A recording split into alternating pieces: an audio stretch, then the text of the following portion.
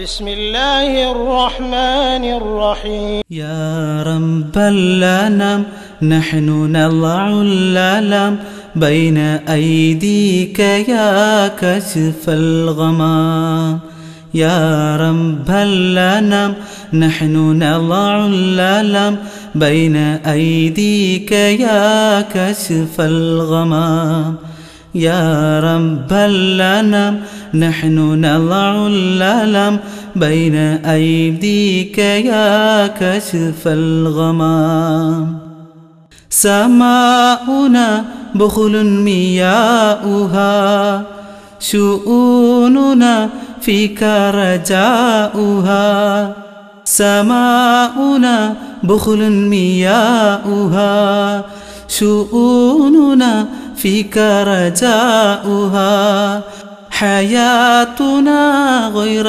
فسادها حسراتنا نرجو ذهابها. السلام عليكم ورحمة الله وبركاته.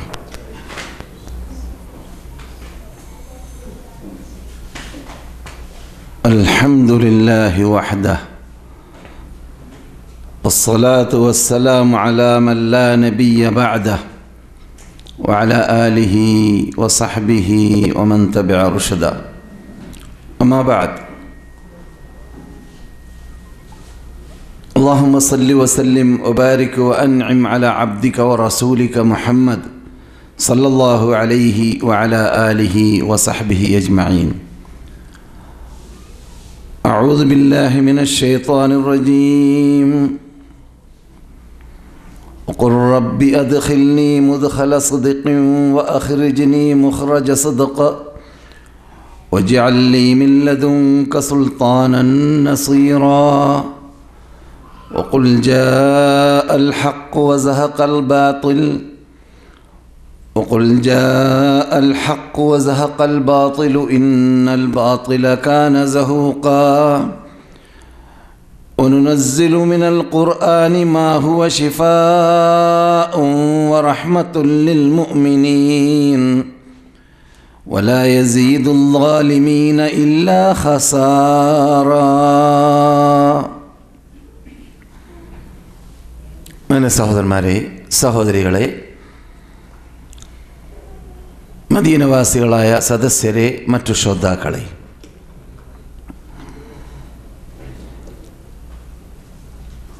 ഓരോരുത്തരും കഴിവിൻ്റെ പരമാവധി റബ്ബുൽ ഇസ്സത്ത് ജല്ല ജലാലുഹുവിനെ ഭയപ്പെടേണ്ടതുപോലെ ഭയപ്പെട്ട് ജീവിക്കാൻ ശ്രദ്ധ ചെലുത്തുക. കേൾക്കുന്ന ഉപദേശങ്ങൾ ജീവിതത്തിൽ പകർത്താനും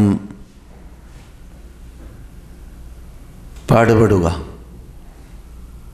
പ്രത്യേകിച്ച് പുണ്യഭൂമിയിൽ താമസിക്കുന്നവർ ആ ഭൂമിയുടെ പവിത്രതയെ കാത്തു സൂക്ഷിച്ച് സംരക്ഷിച്ച് ജീവിക്കുവാനും ശ്രദ്ധ ചെലുത്തുക.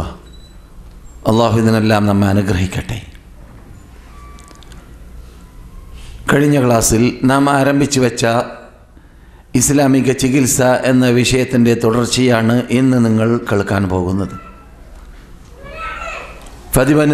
പതിവനുസരിച്ച് വ്യത്യസ്ത വിഷയങ്ങൾ ഓരോ ആഴ്ചകളിലൂടെയാണ് സംസാരിക്കാറുള്ളതെങ്കിലും നാം തുടങ്ങിവെച്ച വിഷയം പലരും പലയിടങ്ങളിൽ നിന്നും അനിവാര്യമാണെന്നത് അഭിപ്രായപ്പെട്ടതുകൊണ്ടും കുറച്ച് വികസിപ്പിച്ച് പരത്തിപ്പറയൽ അനിവാര്യമാണെന്ന് സദസ്യരിൽ നിന്നിട്ട് പലർക്കും അഭിപ്രായമുള്ളതുകൊണ്ടും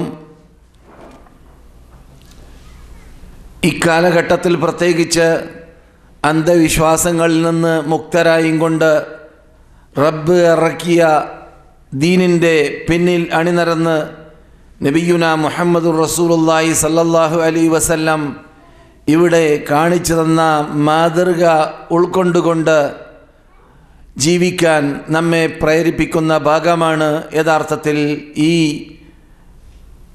വിഷയം അറിയേണ്ടതുപോലെ അറിയുക എന്നതും പഠിക്കേണ്ടതുപോലെ പഠിക്കുക എന്നതാണ് ഈ വിഷയത്തിന് തുടർച്ച തന്നെ ഇന്ന് ഉള്ള ക്ലാസ്സിലൂടെയും വരാൻ പോകുന്ന ഒന്നോ രണ്ടോ ക്ലാസ്സിലൂടെയും വേണ്ടി വന്നാൽ ചർച്ച ചെയ്യാൻ ഉദ്ദേശിക്കുന്നത്.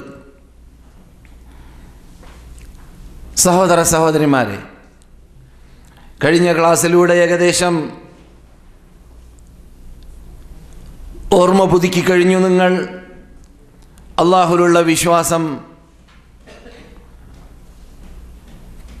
കെട്ടുറപ്പുള്ള വിശ്വാസം നമ്മളിലുണ്ട് എന്നതിലേക്കുള്ള തെളിവാണ് നാം എല്ലാം റബ്ബിലേക്ക് ബരമേൽപ്പിക്കലോടൊപ്പം നാം നമ്മുടെ ജീവിതത്തിൽ എല്ലാ കാര്യങ്ങൾക്കും കാരണങ്ങളെ കണ്ടെത്തുക എന്നതിൽ രോഗം മാറ്റാനും കാരണങ്ങൾ കണ്ടെത്തണം എന്ന് പഠിച്ചത്. അത് കഴിഞ്ഞ ക്ലാസ്സിൽ നാം വിശദീകരിച്ച ഭാഗമാണ്. അതുകൊണ്ട് തന്നെ അതോടനുബന്ധിച്ച് പഠിക്കേണ്ടതായ ഭാഗങ്ങൾ ഇവനിവിടെ ആയത്തുകളിലൂടെ ഹദീസുകളിലൂടെ വിശദീകരിച്ചത് നിങ്ങൾ ഓർക്കുന്നുണ്ടായിരിക്കാം. രോഗം എന്നത്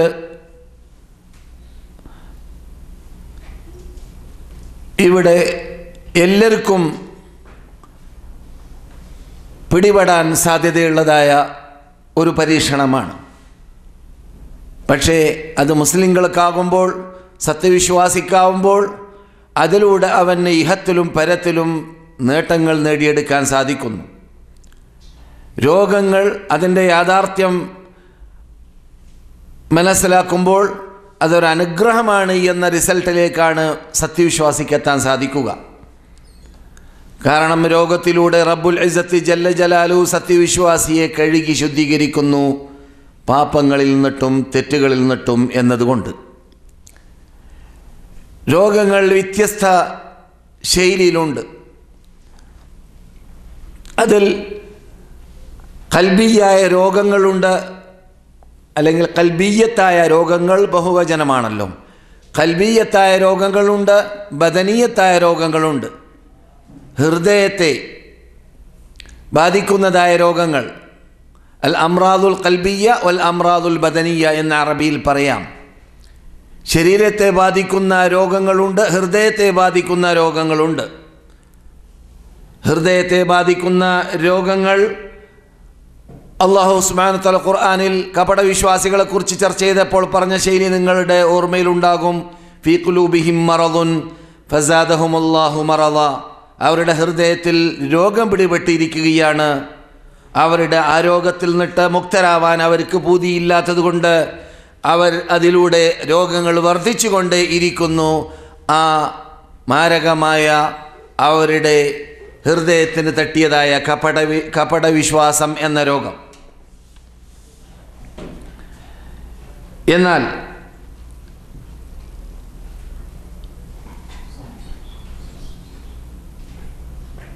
രോഗങ്ങൾ, ഹൃദയത്തെ തട്ടുന്ന രോഗങ്ങൾ ചില കാരണങ്ങളിലൂടെ ആയിരിക്കും സംഭവിക്കുക. അതിൽപ്പെട്ടതാണ് പ്രധാന രണ്ട് കാരണങ്ങൾ: ശുബ്ഹാത്ത്, രണ്ടാമത്തത് ഷഹവാത്ത്. ശുബ്ഹാത്ത് ഹൃദയത്തിന് ഞാൻ വിശദീകരണം നൽകുന്നില്ല ഈ മുഖവുര ഷോർട്ടായി വിഷയത്തിലേക്ക് കടക്കാൻ വേണ്ടി മാത്രം. ഹൃദയത്തെ ബാധിക്കുന്ന മാരകമായ രോഗം നമുക്ക് രണ്ടെണ്ണമായി കോലപ്പെടുത്താം, രൂപാന്തരപ്പെടുത്താം. ഒന്ന് ശുബ്ഹാത്ത്, മറ്റൊന്ന് ഷഹവാത്ത്. ശുബ്ഹാത്ത് എന്ന് പറഞ്ഞാൽ സംശയങ്ങൾ, വ്യതിയാനങ്ങൾ, യക്ശക്കുകൾ. അത് ശരിയാണോ അല്ലേ, കെട്ടുറപ്പുള്ള വിശ്വാസമില്ലായ്ക അതിലൂടെ വരുന്നു. അതാണ് ശുബ്ഹാത്തുകൾ. ഞാൻ കഴിഞ്ഞ ക്ലാസ്സിൽ സൂചിപ്പിച്ചല്ലോ, നമ്മുടെ നാട്ടിൽ നിന്നിട്ട് തന്നെ വ്യതിയാനമുണ്ടായ ബുദ്ധിപൂജകന്മാരുടെ ലിസ്റ്റിൽപ്പെട്ട പലരെയും പല കാലഘട്ടങ്ങളിലൂടെ ഹജ്ജ് സീസണുകളിൽ മക്കയിലും മദീനയിലും എല്ലാം കണ്ട വേളയിൽ അവരോട് ചർച്ച ചെയ്യുമ്പോൾ 30 വർഷം മുമ്പ് വന്നപ്പോൾ പറഞ്ഞ അതേ വാദമാണ് പിന്നെയും മടങ്ങി വരുമ്പോൾ പറയുന്നത്. ചേഞ്ചില്ല. രോഗമാണത്. മസ്ജിദുൽ ഹറാമിൽ വെച്ചിട്ടൊരാൾ മയ്യത്ത് നിസ്കാരത്തെ ആക്ഷേപിച്ച കഥ ഞാൻ പറഞ്ഞു. ഏത് ക്ലാസ്സിലാണെന്ന് ഞാൻ ഓർക്കുന്നില്ല. മൂപ്പരെന്താ പറഞ്ഞത്?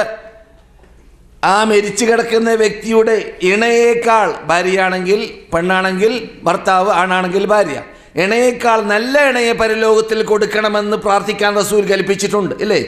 ഒ സൗജൻ ഖൈറൻ മിൻ സൗജിഹി. അദ്ദേഹം എന്നോട് മസ്ജിദുൽ ഹറാം കഅബത്തിന്റെ മുമ്പിൽ വെച്ചിട്ട് പറയാണ്, ഇത് ഞാൻ പ്രാർത്ഥിക്കൂല മൗലവി. ഞാൻ ചോദിച്ചു, എന്താ?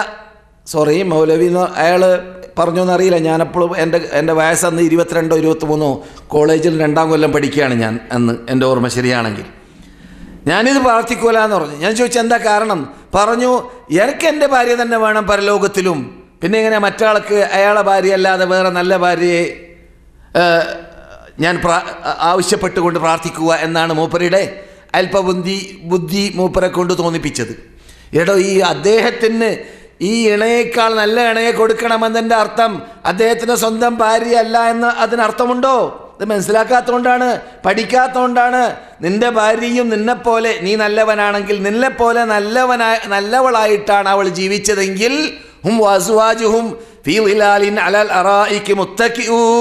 അവരും അവരുടെ ഭാര്യമാരും പരലോകത്തിൽ ആ സ്വർഗീയ കസേലകളിൽ ഇരുന്നു കൊണ്ട് ഇങ്ങനെ ഉല്ലസിക്കുമെന്ന് ഖുർആൻ പറയുന്നുണ്ട്, ആസ്വദിക്കുമെന്ന് ഖുർആൻ പറയുന്നുണ്ട്. അപ്പോൾ അവിടെ ഹൈദില്ലല്ലോ, അവിടെ നിഫാസില്ലല്ലോ. ഹുറുലിങ്ങൾ എന്ന് പറഞ്ഞാൽ മറ്റോ എന്ന് അള്ളാഹ് പറഞ്ഞിട്ടുണ്ടല്ലോ എന്നൊക്കെ യുക്തിവാദികൾക്ക് എന്തും ചോദിക്കാമല്ലോ. ഒരു പുരുഷനും തൊടാത്ത ആളാണെന്നല്ലേ ഹുറുലിങ്ങളെ കുറിച്ച് പറയപ്പെട്ടത്. അപ്പോൾ ഇവിടെ നിന്ന് പോകുന്ന പെണ്ണ് അവിടെ എത്തുമ്പോൾ എങ്ങനെയാണ് സംഭവിക്കുക? നേരെ മറുചോദ്യം നമ്മൾക്ക് ചോദിക്കാം. പക്ഷെ അള്ളാഹു സുബ്ഹാനഹു വ തആല അതിനും ഖുർആൻ മറുപടി നൽകിയിട്ടുണ്ട്. എന്ത്? ഉറുബൻ അത്റാബ. ഇത് നാം സ്വർഗീയ പെണ്ണുമായി ബന്ധപ്പെട്ട് കഴിഞ്ഞാൽ ആദ്യം ബന്ധപ്പെടുമ്പോൾ കന്യകയായിരിക്കും, രണ്ടാമതും അവൾ എന്താണ്? കന്യക തന്നെയാണ്. ആ കന്യക എന്ന പ്രത്യേകത അവളിൽ മടങ്ങി മടങ്ങി വന്നുകൊണ്ടേ ഇരിക്കുമെന്നതാണ്. പക്ഷെ ഈ കാര്യങ്ങളൊക്കെ ആഴത്തിലിറങ്ങി മനസ്സിലാക്കാനുള്ളതായ കഴിവില്ലാത്തത് കൊണ്ടും അറിവില്ലാത്തത് കൊണ്ടും എന്തോ എന്ന് പറയാണ്, അത്രയേ ഉള്ളൂ. അതുപോലെയാണ് യുക്തിവാദികൾ അജ്ഞതയുടെ ആഴത്തിൽ വീണു പോകാറുള്ളത്, പഠിക്കാത്തത് കൊണ്ടും അറിയാത്തത് കൊണ്ടും. അപ്പോൾ പറഞ്ഞു വരുന്നത്, ഹൃദയത്തിന് ബാധിക്കുന്ന രോഗമാണ് എന്ത്? ശുബുഹാത്ത്. എപ്പോഴും എക്കിശക്കുകൾ, എപ്പോഴും സംശയം തീരലേ ഇല്ല, ചോദിച്ചുകൊണ്ടേ ഇരിക്കും. അങ്ങനെയുള്ള സ്വഭാവക്കാരെ നാം കാണാറില്ലേ? അത് മഹാരോഗമാണ്, അത് മഹാമാരകമായ രോഗമാണ്. ആ രോഗം പിടിപെട്ടവർ തൗബ ചെയ്ത് പാശ്ചാത്തപിച്ച് റബ്ബിനോട് എന്നും പ്രാർത്ഥിച്ചു കൊണ്ടേയിരിക്കണം. എന്ത്? യാ മുഖല്ലിബൽ ഖുലൂബ് സബ്ബിത് ഖൽബി അലാ ദീനിക, യാ മുഖല്ലിബൽ ഖുലൂബ് സബ്ബിത് ഖൽബി അലാ ദീനിക. അവനെ പാടില്ലേ? റസൂലുള്ളാഹിയെ കുറിച്ച് ഉമ്മു സലമയാണെന്നാണ് എൻ്റെ ഓർമ്മ, പറയുന്നു റളിയല്ലാഹു തആല അൻഹ, നബിയുനാ മുഹമ്മദ് റസൂലുള്ളാഹി രാത്രി വേളയിൽ സുജൂദിൽ ചെല്ലുന്നത് കേൾക്കാറുള്ളതായ, സാധാരണ കേൾക്കാറുള്ളതായ, കൂടുതൽ കേൾക്കാറുള്ളതായ പ്രാർത്ഥനയായിരുന്നു എന്നാണ് നബിയുടെ ഭാര്യ നമ്മുടെ ഉമ്മ നമുക്ക് പഠിപ്പിക്കുന്നത്. ഏതാണ് ആ പ്രാർത്ഥന? യാ മുഖല്ലിബൽ ഖുലൂബ്, ഹൃദയങ്ങളെ മറിച്ചുകൊണ്ടേ ഇരിക്കുന്ന നാഥാ. ഇന്ന് കമ്മ്യൂണിസ്റ്റുകാരൻ, നാളെ സോഷ്യലിസ്റ്റുകാരൻ, പിന്നെ മറ്റന്നാൾ പിന്നൊന്ന്, അങ്ങനെ ദൈനംദിനം ഇങ്ങനെ ആള് മാറിക്കൊണ്ടേയിരിക്കുന്ന സ്വഭാവം. മനസ്സിലായില്ലേ? എത്രയെത്ര മുസ്ലിം തറവാട്ടിൽ ജനിച്ചവർ അമുസ്ലിമായി മരിക്കുന്നത് നാം കണ്ടു ഇല്ലേ? നേരെ മറിച്ചും കാണുന്നു. അത് അള്ളാഹുവിൻ്റെ അനുഗ്രഹമാണ്. നേരെ മറിച്ചും കാണുന്നു. അപ്പോൾ അള്ളാഹുവിൻ്റെ പേരിൽപ്പെട്ടതാണ് മുഖല്ലിബൽ ഖുലൂബ്. നാം എന്ത് പ്രാർത്ഥിക്കണം? സബ്ബിത് ഖൽബി അലാ ദീനിക, എൻ്റെ ഹൃദയത്തെ നീ നിന്റെ മതത്തിൽ അടിയുറച്ചു നിർത്തണം. അപ്പോൾ രോഗം പല ഇനങ്ങളുണ്ട്. രോഗം ഹൃദയത്തെ തട്ടുന്നതുണ്ട്. ഹൃദയത്തെ തട്ടുന്ന രോഗം പ്രധാനപ്പെട്ടത് 2 എണ്ണമാണ്. ഒന്ന് ശുബ്ഹാത്താണ്, മറ്റൊന്ന് ഷഹവാത്ത്. ഷഹവാത്ത് എന്താണ്? ശുബ്ഹാത്ത് നിങ്ങൾ ഏകദേശം മനസ്സിലാക്കി കഴിഞ്ഞു.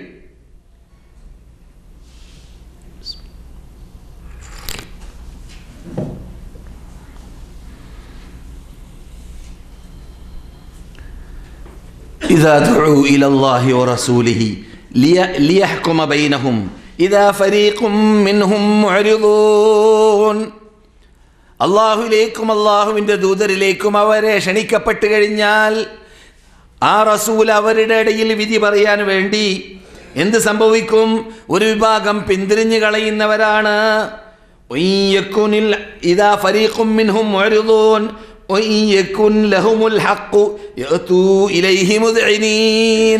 അവർക്ക് കാര്യം നേടിയെടുക്കാൻ സാധിക്കും മുഹമ്മദിൻ്റെ വിധിയിലൂടെ എന്ന് അവർ കാണുകയാണെങ്കിൽ സല്ലല്ലാഹു അലൈഹി വസല്ലം അവരോടി വരും. അവർക്ക് കാര്യം ഭൗതിക നേട്ടം നേടണം, അവരുടെ കാര്യം കഴിച്ചിലാക്കണം, അത്രയേ ഉള്ളൂ.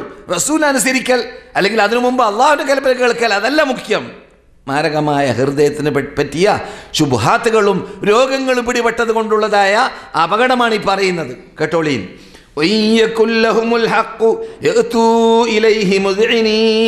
അള്ളാഹ് ചോദിക്കും, അഫീ ഖുലൂബിഹിം മറദുൻ, അവരുടെ ഹൃദയത്തിൽ രോഗമുണ്ടോ? രോഗം, മറദ് എന്ന പദം തന്നെയാണ് ഇവിടെ അള്ളാഹ് ഉപയോഗിക്കുന്നത്. അഫീ ഖുലൂബിഹിം മറദുൻ അം യഖാഫൂന അൻ യഹീഫല്ലാഹു അലൈഹിം വറസൂലു ബൽ ഉലൈക ഹുമുൽ ലാലിമൂൻ. അല്ല, അള്ളയും റസൂലും അവർക്ക് നീതി പുലർത്തൂല അവരെ എന്നവർക്ക് തെറ്റിദ്ധാരണയുണ്ടോ? അല്ല നീതി കാട്ടിയില്ലെങ്കിൽ പിന്നെ ആരാ നീതി കാട്ടുക? റസൂല് നീതി കാട്ടിയില്ലെങ്കിൽ ആരാ നീതി കാട്ടുക? റസൂലെ നിങ്ങൾ നീതി പുലർത്തിയിട്ടില്ല എന്ന് മുഖം നോക്കി പറഞ്ഞത് ശുബ്ഹാത്തുണ്ടായ വ്യക്തികളിൽ ഒരാളാണ്. എവിടെ? തായിഫിൽ നിന്നിട്ട് മടങ്ങി വരുമ്പോൾ ഗനീമത്ത് മുതൽ ഓഹരി വെച്ച സന്ദർഭത്തിൽ എവിടെ മക്ക റിപ്പബ്ലിക്കിന് വേണ്ടി റസൂൽ പോയ യാത്രയിൽ ഓർക്കുന്നുണ്ടല്ലോ. ആ വ്യക്തിയുടെ പിൻഗാമിൽ നിന്നിട്ടാണ് ആരുടലെടുത്തത്?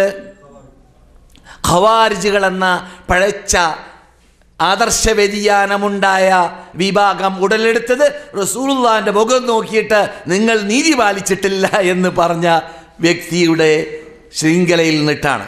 അപ്പോൾ ഇതൊക്കെ കുറിക്കുന്നത് എന്താണ്? ഹൃദയത്തെ തട്ടുന്ന രോഗം. അത് മാരകമായ രോഗമാണ്. ഹൃദയത്തെ തട്ടുന്ന രോഗം സുഖപ്പെട്ടില്ലെങ്കിൽ ഭൂമിയിൽ നിന്നിട്ട്, സുഖപ്പെടുത്തിയില്ലെങ്കിൽ ഭൂമിയിൽ നിന്ന് പാശ്ചാത്താപത്തിലൂടെ അള്ളാഹുവിലേക്ക് മടങ്ങലിലൂടെ. അല്പം മുമ്പ് ഞാൻ സംസാരിക്കുന്നതിന് മുമ്പ് ഇവിടെ സംസാരിക്കപ്പെട്ട വിഷയമാകുന്ന ആ സുന്നത്തിൻ്റെ പ്രാധാന്യം മനസ്സിലാക്കി സുന്നത്തിലേക്കും മടങ്ങി നബി സല്ലല്ലാഹു അലൈഹി വസല്ലം എങ്ങനെയാണ് അത്തരം കാര്യങ്ങൾ പഠിപ്പിച്ചത് എന്നത് ഉൾക്കൊണ്ടുകൊണ്ട് മനസ്സിലാക്കി ജീവിതത്തിൽ പകർത്തുന്നതിലൂടെയല്ലാതെ ഒരാൾക്ക് രക്ഷപ്പെടാൻ സാധിക്കുന്നതല്ല.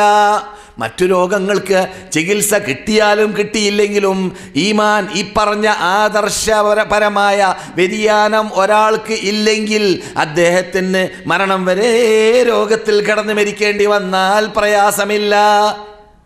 മുഅ്മിനായിട്ടാണ് മരിക്കുന്നതെങ്കിൽ എവിടേക്ക് പോകാം? സ്വർഗത്തിലേക്ക് പോകാം. അതേ സമയത്ത് മറ്റു രോഗങ്ങളൊന്നും ബാധിച്ചില്ല. ഫറോവയെ കുറിച്ച് പറയപ്പെടാറുള്ളത് പോലെ കഥയിൽ പറയുന്നു, ഫറോവയ്ക്ക് ജലദോഷം വരെ ഉണ്ടായിട്ടില്ല. ആയിരിക്കാം, അള്ളാഹു ആലം, പരിശോധിക്കാൻ വേണ്ടിയായിരിക്കാം. അതുകൊണ്ട് അഹങ്കാരത്തിൽ ജീവിച്ച ആളാണ് ആര്? രാജാക്കൻ, പരാക്രമികളുടെ കൂട്ടത്തിൽ ആര്? ഫിർഔൻ. മനസ്സിലായില്ലേ? ഫറോവ. അതെ, പറഞ്ഞു വരുന്നത് ഈ ആയത്തെ നമ്മെ പഠിപ്പിക്കുന്നു എന്ത്? മാനസിക രോഗം എവിടുന്ന് പിടിപെടുന്നു എന്നത്. അതുപോലെ തന്നെ ഫീ ഖുലൂബിഹിം മറദുൻ, നേരത്തെ ഓതിയ ആയത്ത്, ഫസാദഹുമുല്ലാഹു മറദാ. ഇത് എന്താണ്? എന്ത് രോഗമാണെന്ന് പറഞ്ഞു? ശുബ്ഹാത്ത്. എന്താണ് അറബിയിൽ പറയുക? ശുബ്ഹാത്ത്. ഈ രോഗം മാറാനാണ് ഇങ്ങനെയുള്ള ക്ലാസ്സുകൾ, ഇങ്ങനെയുള്ള സദസ്സുകൾ. പണ്ഡിതന്മാരുമായി ബന്ധപ്പെട്ട്, ഖുർആനും സുന്നത്തുമായി ബന്ധപ്പെട്ട് ജീവിച്ചുകൊണ്ടേയിരിക്കുമ്പോൾ മാത്രമേ ഇങ്ങനെയുള്ള രോഗങ്ങൾ മാറുകയുള്ളൂ. അങ്ങനെയുള്ള രോഗങ്ങൾക്ക്, ചോദ്യങ്ങൾക്ക് മറുപടി ലഭിക്കുകയും ഉള്ളൂ. അത് വളരെ മുഖ്യമാണ്, അനിവാര്യമാണ്. അത് ഒഴിവാക്കാതിരിക്കാൻ വേണ്ടി നിങ്ങൾ പരിശ്രമിക്കും പോലെ സദസ്സിലേക്ക് എത്താത്തവരെയും എത്തിക്കാൻ വേണ്ടിയുള്ള പരിശ്രമം നിങ്ങളിൽ ഉണ്ടാവണം എന്ന് വീണ്ടും മടക്കി പറയുന്നു. രണ്ടാമത്തത് ഷഹവാത്ത്. രണ്ടാമത്തെ എന്താണ്? ഷഹവാത്ത്. ഷഹവാത്ത് എന്ന് പറഞ്ഞാൽ എന്താണ്? ഏത് സന്ദർഭത്തിലും എന്തെല്ലാം ഈ ശരീരം ആഗ്രഹിക്കുന്ന ആഗ്രഹങ്ങൾ, അത് ഹറാമാവട്ടെ ഹലാലാവട്ടെ നല്ലതാവട്ടെ വടക്കാവട്ടെ, അതൊന്നും നോക്കാതെ അത് തിന്നുകൊണ്ട്, കഴിച്ചുകൊണ്ട്, നോക്കിക്കൊണ്ട്, കണ്ടുകൊണ്ട്, കേട്ടുകൊണ്ട്, ചിന്തിച്ചുകൊണ്ട് ഇരിക്കണം. അതാണ് ആരുടെ സ്വഭാവം? മൃഗത്തിൻ്റെ സ്വഭാവം. മൃഗത്തിന് വല്ല ലിമിറ്റുണ്ടോ? എവിടേക്ക് പോകണം, എന്ത് തിന്നണം, എന്ത് കുടിക്കണം, ആരുമായി ബന്ധപ്പെടണം? അതില്ലല്ലോ. അല്ലദീന കഫറൂ യതമത്തഊന വയഅകുലൂന കമാ തഅകുലുൽ അൻആമു സത്യനിഷേധികളുടെ സ്വഭാവമാണത്. നാൽക്കാലി മൃഗങ്ങളെപ്പോലെ എന്തും തിന്നാം, എന്തും കാണാം. എടോ, നീ കണ്ണ് തുറക്കുമ്പോൾ ശ്രദ്ധിക്കണം. ഉണ്ടാവാം യന്ത്രങ്ങൾ വീട്ടിൽ, അത് ഞാൻ എതിർക്കുന്നില്ല. ഗ്ലാസിൻ്റെ സ്വഭാവം മാത്രമാണ് ഇന്നത്തെ ആധുനിക യന്ത്രങ്ങളുടെ സ്വഭാവം. ഇതിൽ വെള്ളവും കുടിക്കാം, കള്ളും കുടിക്കാം, അത്രയേ ഉള്ളൂ. എന്നല്ലാതെ യന്ത്രങ്ങൾ ഉപയോഗിക്കേണ്ട എന്നാണ് എനിക്ക് അഭിപ്രായമില്ല. വാർത്തകൾ കേൾക്കാനോ ഖുർആൻ കേൾക്കാനോ ഇവിടെ സൗദി അറേബ്യൻ ചാനലുകളിൽ വെറും ഖുർആൻ മാത്രമുള്ള ചാനലുണ്ട് ഇല്ലേ? അപ്പോൾ അങ്ങനെ ഒരാൾക്ക് ആഗ്രഹമുണ്ടെങ്കിൽ, അല്ലെങ്കിൽ ഇങ്ങനെയുള്ളതായ സദസ്സിലുണ്ടാകുന്ന ക്ലാസ്സുകളൊക്കെ അവിടെ വെച്ച് കേൾക്കാൻ, ആധുനിക യന്ത്രങ്ങളെല്ലാം അള്ളാഹുവിൻ്റെ മതപ്രചരണത്തിന് വേണ്ടിയും മതത്തിൻ്റെ നിലനിൽപ്പിന് വേണ്ടിയും ഉപയോഗിക്കുന്നവർക്ക് ഉപയോഗിക്കാം, അത് ഉപയോഗിക്കേണ്ടതാണ് എന്ന് തന്നെയാണ് ഞാൻ പറയുന്നത്. പക്ഷെ അതല്ല, ചില ആൾക്കാരുടെ സ്വഭാവം എന്താണ്? അത് അവർക്ക് എന്തുണ്ടെങ്കിലും അവിടെ ഖുർആൻ ഓതുകയാണെങ്കിൽ പൊട്ടിവെക്കും, അല്ലെങ്കിൽ മൂപ്പർ അവിടെ നിന്ന് എണീറ്റ് പോകും. ഹദീസാണെങ്കിൽ പൂട്ടിവെക്കും, അല്ലെങ്കിൽ എണീറ്റ് പോകും. പ്രസംഗമോ വാദോ ആണെങ്കിൽ പൂട്ടിവെക്കും, എണീറ്റ് പോകും. അതേ സമയത്ത് മൂപ്പർ കരുതിയിരിക്കൽ എന്തിനാണ്? അശ്ലീലം കാണാൻ, ഫിലിം കാണാൻ, അള്ളാഹുവിനോട് മെല്ലിടുന്ന, മത്സരിക്കുന്ന, ലോകതണ്ടികളായി ജീവിക്കുന്ന, ആര് പെണ്ണ് ആര് ആണ് എന്ന് ചഞ്ചില്ലാതെ ആണും പെണ്ണും ഒരുപോലെ ഒരേ സദസ്സിൽ ഇരുന്നു കൊണ്ട് ഇവള് പങ്ങള അവൻ ആങ്ങള എന്ന് പറഞ്ഞുകൊണ്ട് അഭിനയിച്ചുകൊണ്ട് ജനങ്ങളുടെ മുമ്പിൽ റദീലത്തിലൂടെ, തോന്നിവാസങ്ങളിലൂടെ, ഫഹ്ശുകളിലൂടെ, ഹറാമുകളിലൂടെ, അനാചാരങ്ങളിലൂടെ ആക്ടിങ് നടത്തുന്നു എന്ന പേരിൽ എന്ത് ചെയ്യുന്നു? ജനങ്ങൾ നന്നാക്കുന്ന സമൂഹം പോലോ. ഇവർ എങ്ങനെ ജനങ്ങൾ നന്നാക്കുക? അവർ തന്നെ സ്വയം. പണ്ടൊരു പാട്ടുകാരൻ പറഞ്ഞതുപോലെ, ഞാൻ 20 കൊല്ലം പാട്ടുപാടി അവസാനം ഞാൻ തൗബ ചെയ്തു. 20 കൊല്ലത്തിനിടയിൽ എനിക്ക് കുടി ഒഴിവാക്കാൻ പറ്റിയിട്ടില്ല, എനിക്ക് വ്യഭിചാരം ഒഴിവാക്കാൻ പറ്റിയിട്ടില്ല. അതുകൊണ്ട് ഏത് നടന്മാരോ ഏത് ഗായകന്മാരോ അനിസ്ലാമിക ഗാനം, മ്യൂസിക്കോട് കൂടിയുള്ള ഗാനം, അങ്ങനെയുള്ളവരൊക്കെ അത്ര കാര്യങ്ങളൊക്കെ ഞങ്ങൾ മുക്തരാണ് എന്നൊക്കെ പറയുകയാണെങ്കിൽ വെറും വിഡ്ഢിത്തം പറയുകയാണ് എന്ന് ഒരു തൗബ ചെയ്തതായ, സൗദി അറേബ്യയിൽ തൗബ ചെയ്തതായ ഒരു ഗായകൻ പറഞ്ഞ വാർത്ത ഞാനിവിടെ കുറേ കൊല്ലങ്ങൾക്ക് മുമ്പ് അദ്ദേഹം തൗബ ചെയ്ത വാർത്ത പത്രത്തിൽ വന്നപ്പോൾ ഞാൻ പറഞ്ഞു തന്നു. മനസ്സിലായില്ലേ? പറഞ്ഞു വരുന്നത് എന്താണ്? നാം യഥാർത്ഥത്തിൽ ശുബ്ഹാത്ത് എന്ന് പറയുമ്പോൾ ഇത് ഞങ്ങളുടെ ഭാഷയിൽ എനക്കും നിനക്കൊന്നുമല്ല മറ്റു പല മാലോർക്കുമെന്ന് ഞങ്ങൾ പറയാറുണ്ട്. എന്ന് പറയാനില്ല, മറ്റു പല മാലോർക്കുമല്ല, എനക്കാണ്, നിനക്കാണ്, അവനാണ്, അവൾക്കാണ്, നമുക്കൊക്കെ ചിന്തിക്കാനുള്ള, നാം ഒക്കെ പഠിക്കാനുള്ള ഭാഗമാണിത്. അതെ സഹോദര സഹോദരിമാരെ, അപ്പോൾ ഷഹവാത്ത് യാ നിസാ അന്നബി ലസ്തുന്ന കഅഹദിൻ മിനൻ നിസാഇ ഇനിത്തഖൈതുന്ന ഫലാ തഖ്ളഅന ബിൽ ഖൗലി فيطمع الذي في قلبه مرض അല്ലേ?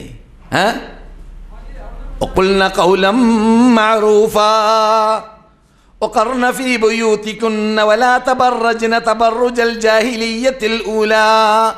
നാം ഈ കാണുന്നതായ റസൂലുള്ളാഹി സ്വല്ലല്ലാഹു അലൈഹി വസല്ലമിൻ്റെ പള്ളിയാകുന്ന മസ്ജിദുൻ നബവിയുടെ പരിസരത്തിൽ നിലനിൽക്കുന്നതായ ആ റസൂലുള്ളാഹി സല്ലല്ലാഹു അലൈഹി വസല്ലമിൻ്റെ കുടിലുകൾ ഉണ്ടായ സ്ഥലം, നബിയുടെ ഭാര്യമാർ താമസിച്ച സ്ഥലം, നമ്മുടെ ഉമ്മമാരായ നമ്മുടെ നേതാക്കൾ താമസിച്ച സ്ഥലം, ആ സ്ഥലത്ത് ഇറങ്ങിയ നിയമങ്ങളാണ് എന്ത്? ലോക മുസ്ലിങ്ങൾക്ക് നിങ്ങൾ മാതൃകയായി ജീവിക്കേണ്ടവരല്ലേ? അതുകൊണ്ട് ലോക മുസ്ലിം സ്ത്രീകൾ പഠിക്കേണ്ട ഭാഗമായിട്ട് അള്ളാഹ് പഠിപ്പിക്കും പോലെ അള്ളാഹ് പറയുന്നു, ദൂതരുടെ നബി സല്ലല്ലാഹു അലൈഹി വസല്ലമിൻ്റെ ഭാര്യമാരെ, ലസ്തുന്ന കഅഹദിൻ മിനൻ നിസാ, നിങ്ങൾ സാധാരണ സ്ത്രീകളെപ്പോലത്തവരല്ല, നിങ്ങൾ അള്ളാഹുവിൻ്റെ റസൂലിൻ്റെ ഭാര്യമാരാണ്. അതുകൊണ്ട് ഫലാ തഖ്ളഅന ബിൽ ഖൗലി, നിങ്ങൾ അന്യപുരുഷന്മാരോട് സംസാരിക്കുമ്പോൾ, മറ്റു വേറെ പുരുഷന്മാരോട് നിങ്ങൾ സംസാരിക്കുമ്പോൾ, ഫലാ തഖ്ളഅന ബിൽ ഖൗലി, നിങ്ങൾ മറ്റുള്ളവർക്ക് മാതൃകയാവാൻ വേണ്ടി എന്ത് വേണം? വിനയത്തോടുകൂടിയുള്ള ശൈലി ഉപയോഗിക്കാൻ പാടുള്ളതല്ല. പെണ്ണ് തൻ്റെ ഇടമുള്ള പെണ്ണാണെങ്കിൽ, പെണ്ണ് അള്ളാഹുവിനെ ഭയപ്പെടുന്ന പെണ്ണാണെങ്കിൽ, പെണ്ണ് സ്വന്തം ഭർത്താവിൻ്റെ അഭിമാനത്തെ സംരക്ഷിക്കുന്ന പെണ്ണാണെങ്കിൽ, ഒരു അന്യപുരുഷൻ്റെ ഫോൺ വരുമ്പോൾ ഹലോ ആരാണ്? ഇല്ല, സ്ഥലത്തുണ്ട്, അല്ലെങ്കിൽ ഇല്ല, നിങ്ങൾക്ക് എന്ത് വേണം? അവസാനിച്ചു. നിങ്ങളാരാണ് ഇങ്ങനെ മയക്കി സംസാരിക്കുമ്പോൾ അയാളൊന്ന് കൂടി മയക്കാൻ തുടങ്ങും, പിന്നെ മയങ്ങൽ കൂടും, പിന്നെ ഇബ്ലീസ് ഇടപെടും. ഇബ്ലീസ് ഇടപെട്ട് കഴിഞ്ഞാൽ പിന്നെ അപകടത്തിൽപ്പെടും. അതുകൊണ്ട് അല്ലാഹു പറയുന്നു ഫലാ തഖ്ളഅന ബിൽ ഖൗൽ, ഞാൻ അഭിനയിക്കല്ല. ഖുദൂ എന്ന പദത്തിൻ്റെ അർത്ഥമാണ് ഞാൻ നിങ്ങളെ കേൾപ്പിച്ചത്. ഖുദൂ എന്ന് പറഞ്ഞാൽ വിനയത്തോടെ മയങ്ങി സംസാരിക്കൽ, അങ്ങനെ നിങ്ങൾ അരുത് എന്നാണ്. അന്യപുരുഷന്മാരോട് സംസാരിക്കുമ്പോൾ പേടിപ്പിച്ച് സംസാരിക്കണമെന്നല്ല. അവസാനം ഭർത്താവിനെ ചീത്ത പറയപ്പെടുക, എന്താ നിൻ്റെ വീട്ടുകാരിക്ക് ഞാൻ ഫോണാക്കി അവൾ 4 ചീത്തയും പറഞ്ഞെന്നൊക്കെ പറയും. അങ്ങനെ പറയണമെന്നല്ല പറഞ്ഞത്. ഇതിലെല്ലാം മദ്യനല അംഗീകരിക്കാൻ പെണ്ണുങ്ങൾക്ക് പഠിപ്പിച്ചു കൊടുക്കേണ്ട ആവശ്യമില്ല. നമ്മളെക്കാളും കൂടുതൽ അവർക്കറിയാം കാര്യം. ഫലാ തഖ്ളഅന ബിൽ ഖൗലി ഫയത്മഅ അല്ലദീ ഫീ ഖൽബിഹി മറദ്. നിങ്ങൾ അങ്ങനെ വിനയത്തോടെയോ അല്ലെങ്കിൽ മയങ്ങി സംസാരിക്കുകയാണെങ്കിൽ ഹൃദയത്തിൽ വ്യഭിചാര രോഗം പിടിപെടുന്ന മനുഷ്യന്മാർ നിങ്ങളിലേക്ക് ചായും, നിങ്ങളിൽ കൊതിക്കും. അള്ളാഹുവിൻ്റെ ശൈലിയാണ്. നിങ്ങളിൽ കൊതിക്കും, നിങ്ങളിൽ കൊതിക്കും, നിങ്ങളിൽ ആഗ്രഹിക്കും. അതെ, വഖുൽന ഖൗലൻ മഅറൂഫാ. സദാ മനുഷ്യന്മാരുടെ ഇടയിൽ അറിയപ്പെട്ട ശൈലി നിങ്ങൾ ഉപയോഗിക്കട്ടെ. സ്ത്രീകൾ സംസാരിക്കുമ്പോൾ നബിയുടെ ഭാര്യമാരോട് അല്ലാഹു കൽപ്പിച്ച ആ ശൈലിയാണ് മഅറൂഫായ വാക്കുകൾ. എന്താണ്? ഞാൻ നേരത്തെ പറഞ്ഞ പോലെ പറയേണ്ടത് പറയാം, ചോദിക്കേണ്ടത് ചോദിക്കുക. കാര്യം വിട്ട് കലിയില്ല, കാര്യം മാത്രം, അതിനപ്പുറമില്ല. അതെ, ഇതാണ് ശുബുഹ ഷഹവാത്ത് എന്ന് പറഞ്ഞ രോഗം. ഷഹവാത്ത് എന്ന് പറയുന്ന രോഗം അത് സ്ത്രീകളെക്കുറിച്ച് സംസാരിച്ചപ്പോൾ അത് മാരകമായ ഹൃദയത്തിന് തട്ടുന്ന മറ്റൊരു രോഗമാണ് എന്നതുകൊണ്ട് തന്നെ അവരുടെ ഹൃദയത്തിൽ രോഗമുണ്ടെങ്കിൽ അവർ നിങ്ങളിൽ കൊതിക്കും എന്നാണ് റബ്ബ് പറഞ്ഞത്. അള്ളാഹു ആണ് പറയുന്നത്. മനസ്സിലായില്ലേ? ഇതുപോലെ തന്നെയാണ് അശ്ലീലം നോക്കുന്നവരുടെ സ്ഥിതി. ഹൃദയത്തിൽ രോഗമുള്ളവരാണ് എപ്പോഴും അന്യ സ്ത്രീകളുടെ ഫോട്ടോ കാണണം, അന്യ സ്ത്രീകൾ അഴിഞ്ഞാടുന്നത് കാണണം, അന്യ സ്ത്രീകൾ ഡാൻസ് ആടുന്നത് കാണണം, അല്ലെങ്കിൽ അന്യ പുരുഷന്മാരെ വികാര നോട്ടം നോക്കണം. എന്നിട്ട് അവരുടെ വേസ്റ്റായ ടൈമുകൾ അള്ളാഹുവിൻ്റെ വഴിയിൽ ഉപയോഗപ്പെടുത്തുന്നതിന് പകരം അവർ പുരുഷന്മാരാവട്ടെ സ്ത്രീകളാവട്ടെ അള്ളാഹുവിനെ കോപിക്കുന്ന, അള്ളാഹുവിനെ ദേഷ്യപ്പെടുത്തുന്ന രൂപത്തിലുള്ള ശൈലി. ഇന്ന സമഅ വൽ ബസറ വൽ ഫുആദ കുല്ലു ഉലൈക കാന അൻഹു മസ്ഊലാ. നിങ്ങളുടെ കാത്, നിങ്ങളുടെ കണ്ണ്, ഇന്ന സമഅ വൽ ബസറ വൽ ഫുആദ, നിങ്ങളുടെ ഹൃദയം, കുല്ലു ഉലൈക കാന അൻഹു മസ്ഊലാ, അവകളെക്കുറിച്ചെല്ലാം ചോദിക്കപ്പെടുക തന്നെ ചെയ്യും. വഖിഫൂഹും ഇന്നഹും മസ്ഊലൂൻ, അവരവിടെ നിർത്തൂ മലക്കുകളെ, അവരോട് ചോദിക്കപ്പെടേണ്ടതുണ്ട് എന്ന് പറയുന്ന ദിവസം വരാൻ പോകുന്നുണ്ട്. വിഷയത്തിലേക്ക് നീങ്ങാം. ഇതാണ് ഹൃദയത്തെ ബാധിക്കുന്ന 2 രോഗം, മുഖ്യമായ രോഗം. എന്നാൽ ശരീരത്തെ ബാധിക്കുന്ന രോഗമാണ് നമ്മുടെ വിഷയം, അല്ലേ? അല്ലാഹു ഖുർആനിൽ ലൈസ അലൽ അഅമാ ഹറജുൻ വലാ അലൽ അഅറജ് ഹറജുൻ വലാ അലൽ മരീദി ഹറജുൻ. കുരുള്ള ആൾക്ക് വിരോധമില്ല, അതുപോലെ തന്നെ മുടന്തന്മാർക്ക് മേലിൽ വിരോധമില്ല, അപ്രകാരം തന്നെ രോഗികൾക്കും എന്ന് പറഞ്ഞുകൊണ്ട് റബ്ബുൽ ഇസ്സത്ത് ജല്ല ജലാലു സംസാരിക്കുന്ന ശൈലിയുണ്ട് ഖുർആനിൽ. അവർക്ക് കിഴിവുകളുണ്ട് അവരുടെ ജീവിതത്തിൽ പല രംഗങ്ങളിലും. അവർ രോഗികളായതുകൊണ്ട് തന്നെ. അതെ, ഈ രോഗം മാറ്റാൻ വേണ്ടി ചികിത്സ നടത്തുന്നതിന് മുമ്പായിട്ട് കഴിഞ്ഞ ക്ലാസ്സിൽ ഞാൻ സൂചിപ്പിച്ചതായ പോയിന്റുകൾ നിങ്ങൾ മറക്കരുത്. എൻ്റെ ഓർമ്മയിൽ വരുന്നുണ്ട്. ഒന്നാമതായി ആരോഗ്യം നിലനിർത്തണം എന്നത് ഇസ്ലാമിൻ്റെ പ്രധാന ഘടകമാണ്, അല്ലേ? ആരോഗ്യം നിലനിർത്തേണ്ടത് എന്തിനു വേണ്ടിയാണ്? ആരോഗ്യമില്ലെങ്കിൽ നിനക്ക് ജോലി ചെയ്യാൻ സാധിക്കുമോ?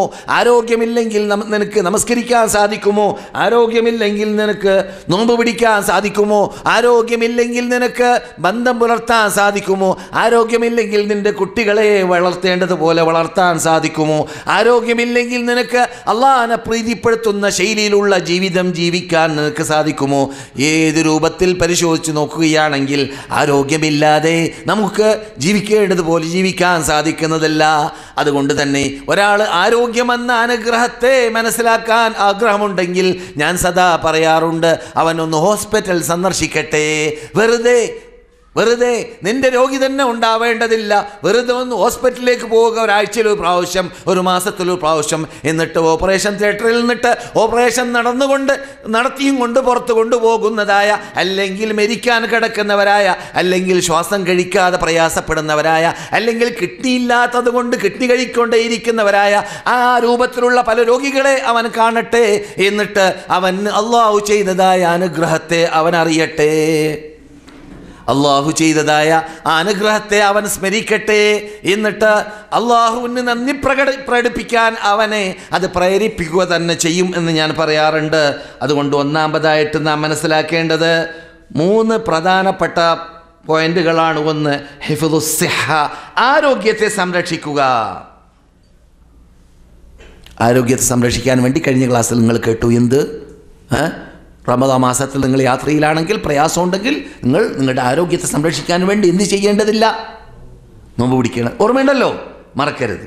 അതുപോലെ തന്നെ നിങ്ങൾ യാത്ര ചെയ്യുന്ന വേളയിൽ നിങ്ങൾക്ക് ചൂടാക്കാൻ വെള്ളം ചൂടാക്കാനോ ചൂടുള്ള വെള്ളം കരഗതമാക്കാനോ ചാൻസ് ഇല്ലെങ്കിൽ നിങ്ങൾ എന്ത് ചെയ്യേണ്ടതില്ല?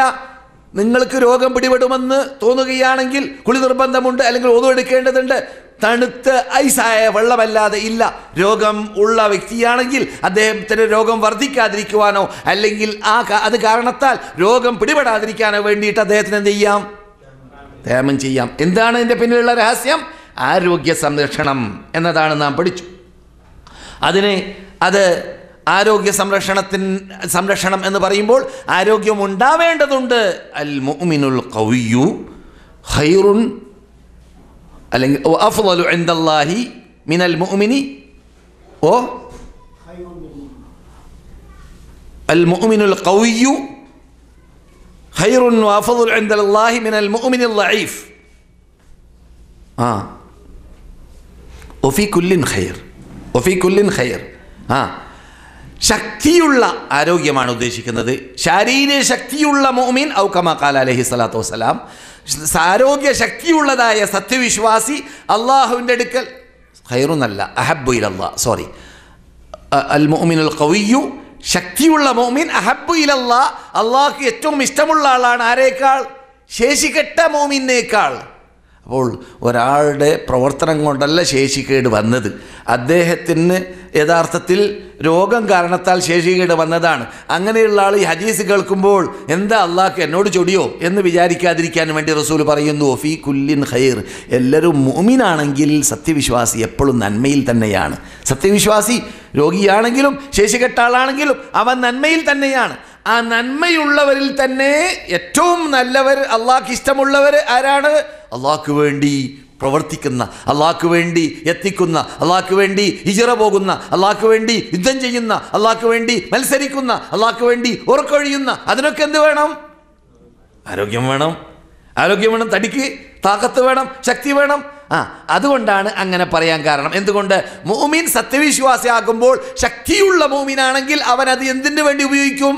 അള്ളാഹുവിൻ്റെ ആരാധനയ്ക്ക് വേണ്ടി, അള്ളാഹിനെ പ്രീതിപ്പെടുത്താൻ വേണ്ടി ഉപയോഗിക്കും. അപ്പോൾ അവൻ ആരായി? അള്ളാഹ്ക്ക് ഇഷ്ടമുള്ള ആളായി മാറി. അതാണ് അതിൻ്റെ അർത്ഥം എന്ന്. സഹോദരന്മാരെ, സഹോദരികളെ, രണ്ടാമത്തത് കഴിഞ്ഞ ക്ലാസ്സിൽ സൂചിപ്പിച്ചതാണ്. ഇന്നത്തെ വിശദീകരണം കഴിഞ്ഞ ക്ലാസ്സിൽ നടന്നിട്ടില്ല. അൽ ഹിമ്യ അല്ലെങ്കിൽ അൽ വിഖായ അറബിയിൽ പറയും. അത് പറഞ്ഞിട്ടില്ല കഴിഞ്ഞ. അൽ വിഖായ ഖൈറു മിനൽ ഇലാജ്, അല്ലേ? മരുന്നെടുക്കുന്നതിനേക്കാളും ഉത്തമം രോഗം പിടിപെടാതിരിക്കാൻ വേണ്ടി പ്രതിരോധ വകുപ്പുകൾ കാലേ കൂട്ടി കണ്ടെത്തുക. മനസ്സിലായോ? പ്രതിരോധ വകുപ്പുകൾ രോഗം പിടിപെടാതിരിക്കാൻ വേണ്ടി. അതെ, എന്നെ സംബന്ധിച്ചിടത്തോളം തണുപ്പ് കാലം വന്നു കഴിഞ്ഞാൽ സോക്സ് ഒഴിവാക്കാൻ പറ്റില്ല. സോക്സ് ഒഴിവാക്കിയാൽ ഉടനെ ഞാൻ തുമ്മാൻ ആരംഭിക്കും. പിന്നെ അത് എന്തിലേക്ക് മാറും? ജലദോഷമായി മാറും. അപ്പോൾ മാറ്റണ്ട. ഒതുവിന് വേണ്ടി മാത്രമാണ് ഞാൻ സോക്സ് ഒഴിവാക്കുക. ഞാൻ ഉദാഹരണം പറയാം. അതുപോലെ നിങ്ങൾക്കും അനുഭവങ്ങളുണ്ടായിരിക്കാം. നിങ്ങൾ കോട്ട് ഒഴിവാക്കാൻ പറ്റില്ല. ഒരിക്കും തണുപ്പുള്ള സമയത്ത് കോട്ട് ഒഴിവാക്കിയാൽ ഉടൻ എന്ത് വരും? പനി വരും. അപ്പോൾ എന്ത് വേണം? കോട്ട്. അള്ളാഹു തന്ന അനുഗ്രഹം, കാശ് കൂടെ ഉണ്ടെങ്കിൽ കോട്ട് വാങ്ങുക, എന്നിട്ട് കോട്ട് ധരിക്കുക. അതാണ് പ്രതിരോധ വകുപ്പുണ്ടാക്കുക. എന്ത് സംഭവിക്കാതിരിക്കാൻ വേണ്ടി? രോഗം സംഭവിക്കാതിരിക്കാൻ വേണ്ടി. അതിൻ്റെ പേരാണ് എന്ത്? വിഖായ. മനസ്സിലായില്ലേ? അതിന് റസൂൽ പഠിപ്പിച്ച ശൈലി എന്താണ്? തീറ്റ അനിവാര്യമാണ്, പക്ഷേ ബിഹസ്ബി ബിനി ആദമ ലുഖൈമാത്തിൻ യുഖിംന സുൽബഹ്. ആദമൻ്റെ സന്തതികൾക്ക് മതി അവൻ്റെ മുതുവിനെ നിലനിർത്താൻ, അവൻ വീണു പോകാതിരിക്കാൻ, അവൻ ആരോഗ്യം നൽകാൻ ആവശ്യമുള്ള പിടികൾ മതി തീറ്റ. 3 പ്രാവശ്യം 4 പ്രാവശ്യം തന്നു കഴിഞ്ഞാൽ നാം ഈ ജോലി ഉണ്ടെങ്കിൽ കഫീൽ ഇപ്പോൾ ഇവിടെ കാത്തിരിക്കുന്നുണ്ടായിരിക്കും, അടികൊള്ളും അല്ലെങ്കിൽ കാശ് കുറയുമെന്നൊക്കെ പേടിച്ചിട്ട് ശൻവിച്ചാക്കി മാറ്റാന്നല്ലാതെ നല്ല ഉച്ചക്കുള്ള രാത്രിയുള്ള ഡിന്നറിനൊക്കെ ഇരുന്ന് കഴിഞ്ഞാൽ എന്ത് തീറ്റ അല്ലേ? കഴിഞ്ഞ ക്ലാസ്സിൽ പറഞ്ഞതുപോലെ അതല്ല. റസൂൽ പറയുന്നത് എന്താണ്? നിങ്ങൾക്ക് മതി, നിങ്ങളുടെ സുൽബ് നിലനിർത്താനുള്ളത് മതി. എത്ര ഇത് ഈ പറയുന്ന കാര്യങ്ങളൊക്കെ ഞാനും നിങ്ങളും വീഴ്ച വരുത്തുന്ന കാര്യമാണെങ്കിലും പഠിക്കൽ നല്ലതാണ്. ഇത് തീറ്റ എത്ര കുറഞ്ഞു അത്ര രോഗം കുറയും. തീറ്റ എത്ര കുറഞ്ഞു അത്ര രോഗം കുറയും. രോഗത്തിൻ്റെ കാരണങ്ങളൊക്കെ എന്താണ്? യഥാർത്ഥത്തിൽ എന്താണ്? പള്ളയാണെന്നാണ്. അതുകൊണ്ട് അൽഹമിയത്തു റഅസുദ്ദ എന്ന് പറയാറ് ആണല്ലേ? അൽഹമിയത്തു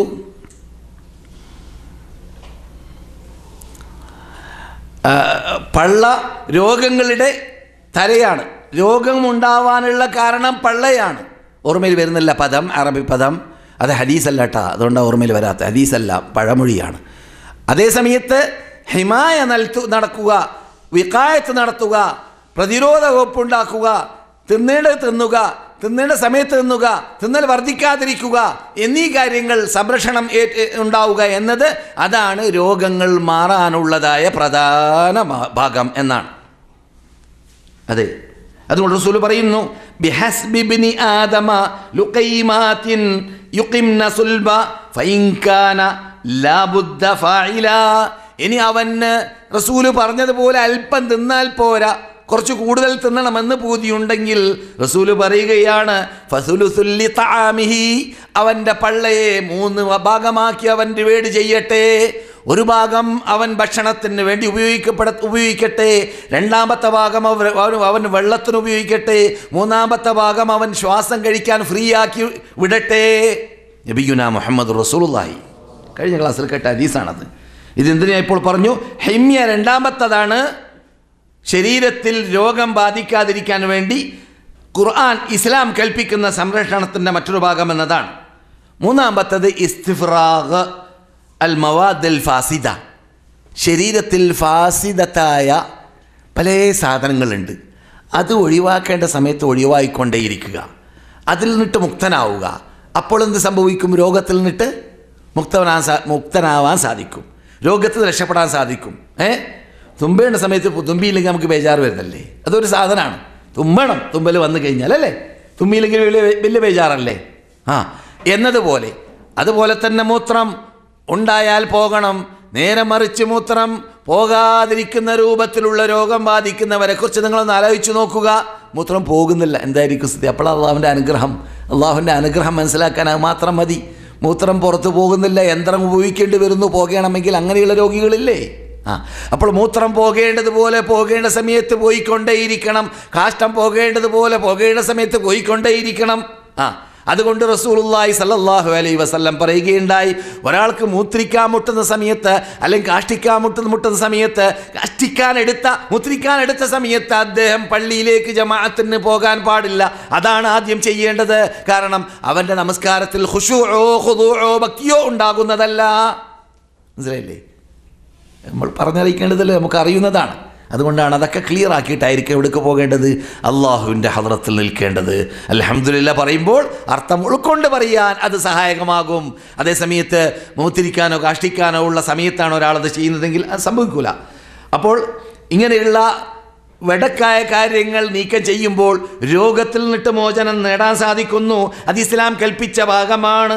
അതുപോലെ തന്നെ ചോര ശരീരത്തിൽ കെട്ടി നിൽക്കുകയാണെങ്കിൽ, അത് പ്രത്യേകിച്ച് വെടക്ക് ചോരയാണെങ്കിൽ, അത് വർണ്ണത്തിലൂടെ പ്രകടമാവുകയാണെങ്കിൽ, അത് വേറെ ഏതെങ്കിലും രൂപത്തിൽ പ്രകടമാവുകയാണെങ്കിൽ അവകളെ ഇന്നത്തെ കാലഘട്ടത്തിൽ ഓപ്പറേഷനിലൂടെ എടുത്ത് ശുദ്ധീകരിക്കേണ്ടി വരുന്നു. പണ്ടുള്ള കാലഘട്ടങ്ങളിൽ ചെയ്തതായ വേറൊരു രൂപമുണ്ട്. അതെന്താണ്? അൽ ഹിജാമ വൽ ഫസ്ദ്. അൽ ഹിജാമ വൽ ഫസ്ദ് ഇന്നും അത് ചെയ്യാവുന്നതാണ്. ഖിയാമത്ത് നാൾ വരെ ചെയ്യാവുന്നതാണ്. ശരീരത്തിലുള്ളതായ കേടായ ചോരകളെ പുറത്തെടുക്കുമ്പോൾ വെറും ആ ഭാഗത്തിലുള്ളതായ ചോര മാത്രമല്ല ശുദ്ധീകരിക്കുന്നത്, ശരീരത്തിന് ആസകലം അത് മറ്റു പല രോഗങ്ങളിൽ നിന്നിട്ട് രക്ഷപ്പെടാൻ അത് സഹായകമാകുന്നു. അതുകൊണ്ട് റസൂലുള്ളാഹി സ്വല്ലല്ലാഹു അലൈഹി വസല്ലം എന്ത് ചെയ്തിട്ടുണ്ട്? കൊമ്പ് വെച്ചിട്ടുണ്ട്. കൊത്തിക്കുക, കൊമ്പ് വെക്കുക എന്നാണ് നമ്മുടെ ഭാഷയിൽ പറയുക, അല്ലേ? കൊമ്പ് കേട്ടിട്ടില്ലേ? ഇവിടെയുണ്ട്, അതിന് ഹോസ്പിറ്റലുണ്ട്. ഇവിടെ കൊമ്പ് വെക്കാനുള്ള ഹോസ്പിറ്റലുണ്ട് ഇവിടെ, ഗവൺമെൻറ് അംഗീകരിച്ചുകൊണ്ട്, ഇല്ലേ? പലയിടങ്ങളിലുണ്ട്, മദീനയിൽ തന്നെ. സഹീഹും ഹസനും ലൈഫുമായ 50ഓളം ഹദീസുകൾ കൊമ്പ് വെക്കുക എന്ന വിഷയത്തെക്കുറിച്ച് പരിശോധിച്ചാൽ കാണാവുന്നതാണ്. അത് നമ്മുടെ കൗമ ഒഴിവാക്കിയ സാധനമാണ്. ചില ആൾക്കാരൊക്കെ പറഞ്ഞ അത് അറബികൾക്ക് മാത്രമുള്ളതാണ് എന്നല്ല. അത് ഇപ്പോൾ യൂറോപ്യൻ ഡോക്ടർമാരും അമേരിക്കൻ ഡോക്ടർമാരും പാശ്ചാത്യ ഡോക്ടർമാരും എല്ലാം അംഗീകരിച്ചു. അതിനെക്കുറിച്ച് റിസർച്ച് നടത്തി, പഠനം നടത്തി, എഴുതി അത് സ്വീകരിച്ചതായ ഒരു പച്ചപരമാർത്ഥമാണ്. അത് രോഗം ശുദ്ധീകരിക്കാൻ റസൂലുള്ളാഹിന്റെ കാലഘട്ടത്തിൽ ഉപയോഗിച്ചതായ ചോര ശുദ്ധീകരിക്കാൻ, ശരീരത്തിലുള്ള ചോര രോഗങ്ങൾ മാറാൻ റസൂലുള്ളാഹി സ്വല്ലല്ലാഹു അലൈഹി വസല്ലം പലപ്പോഴും കൊമ്പ് വെച്ചിട്ടുണ്ട്.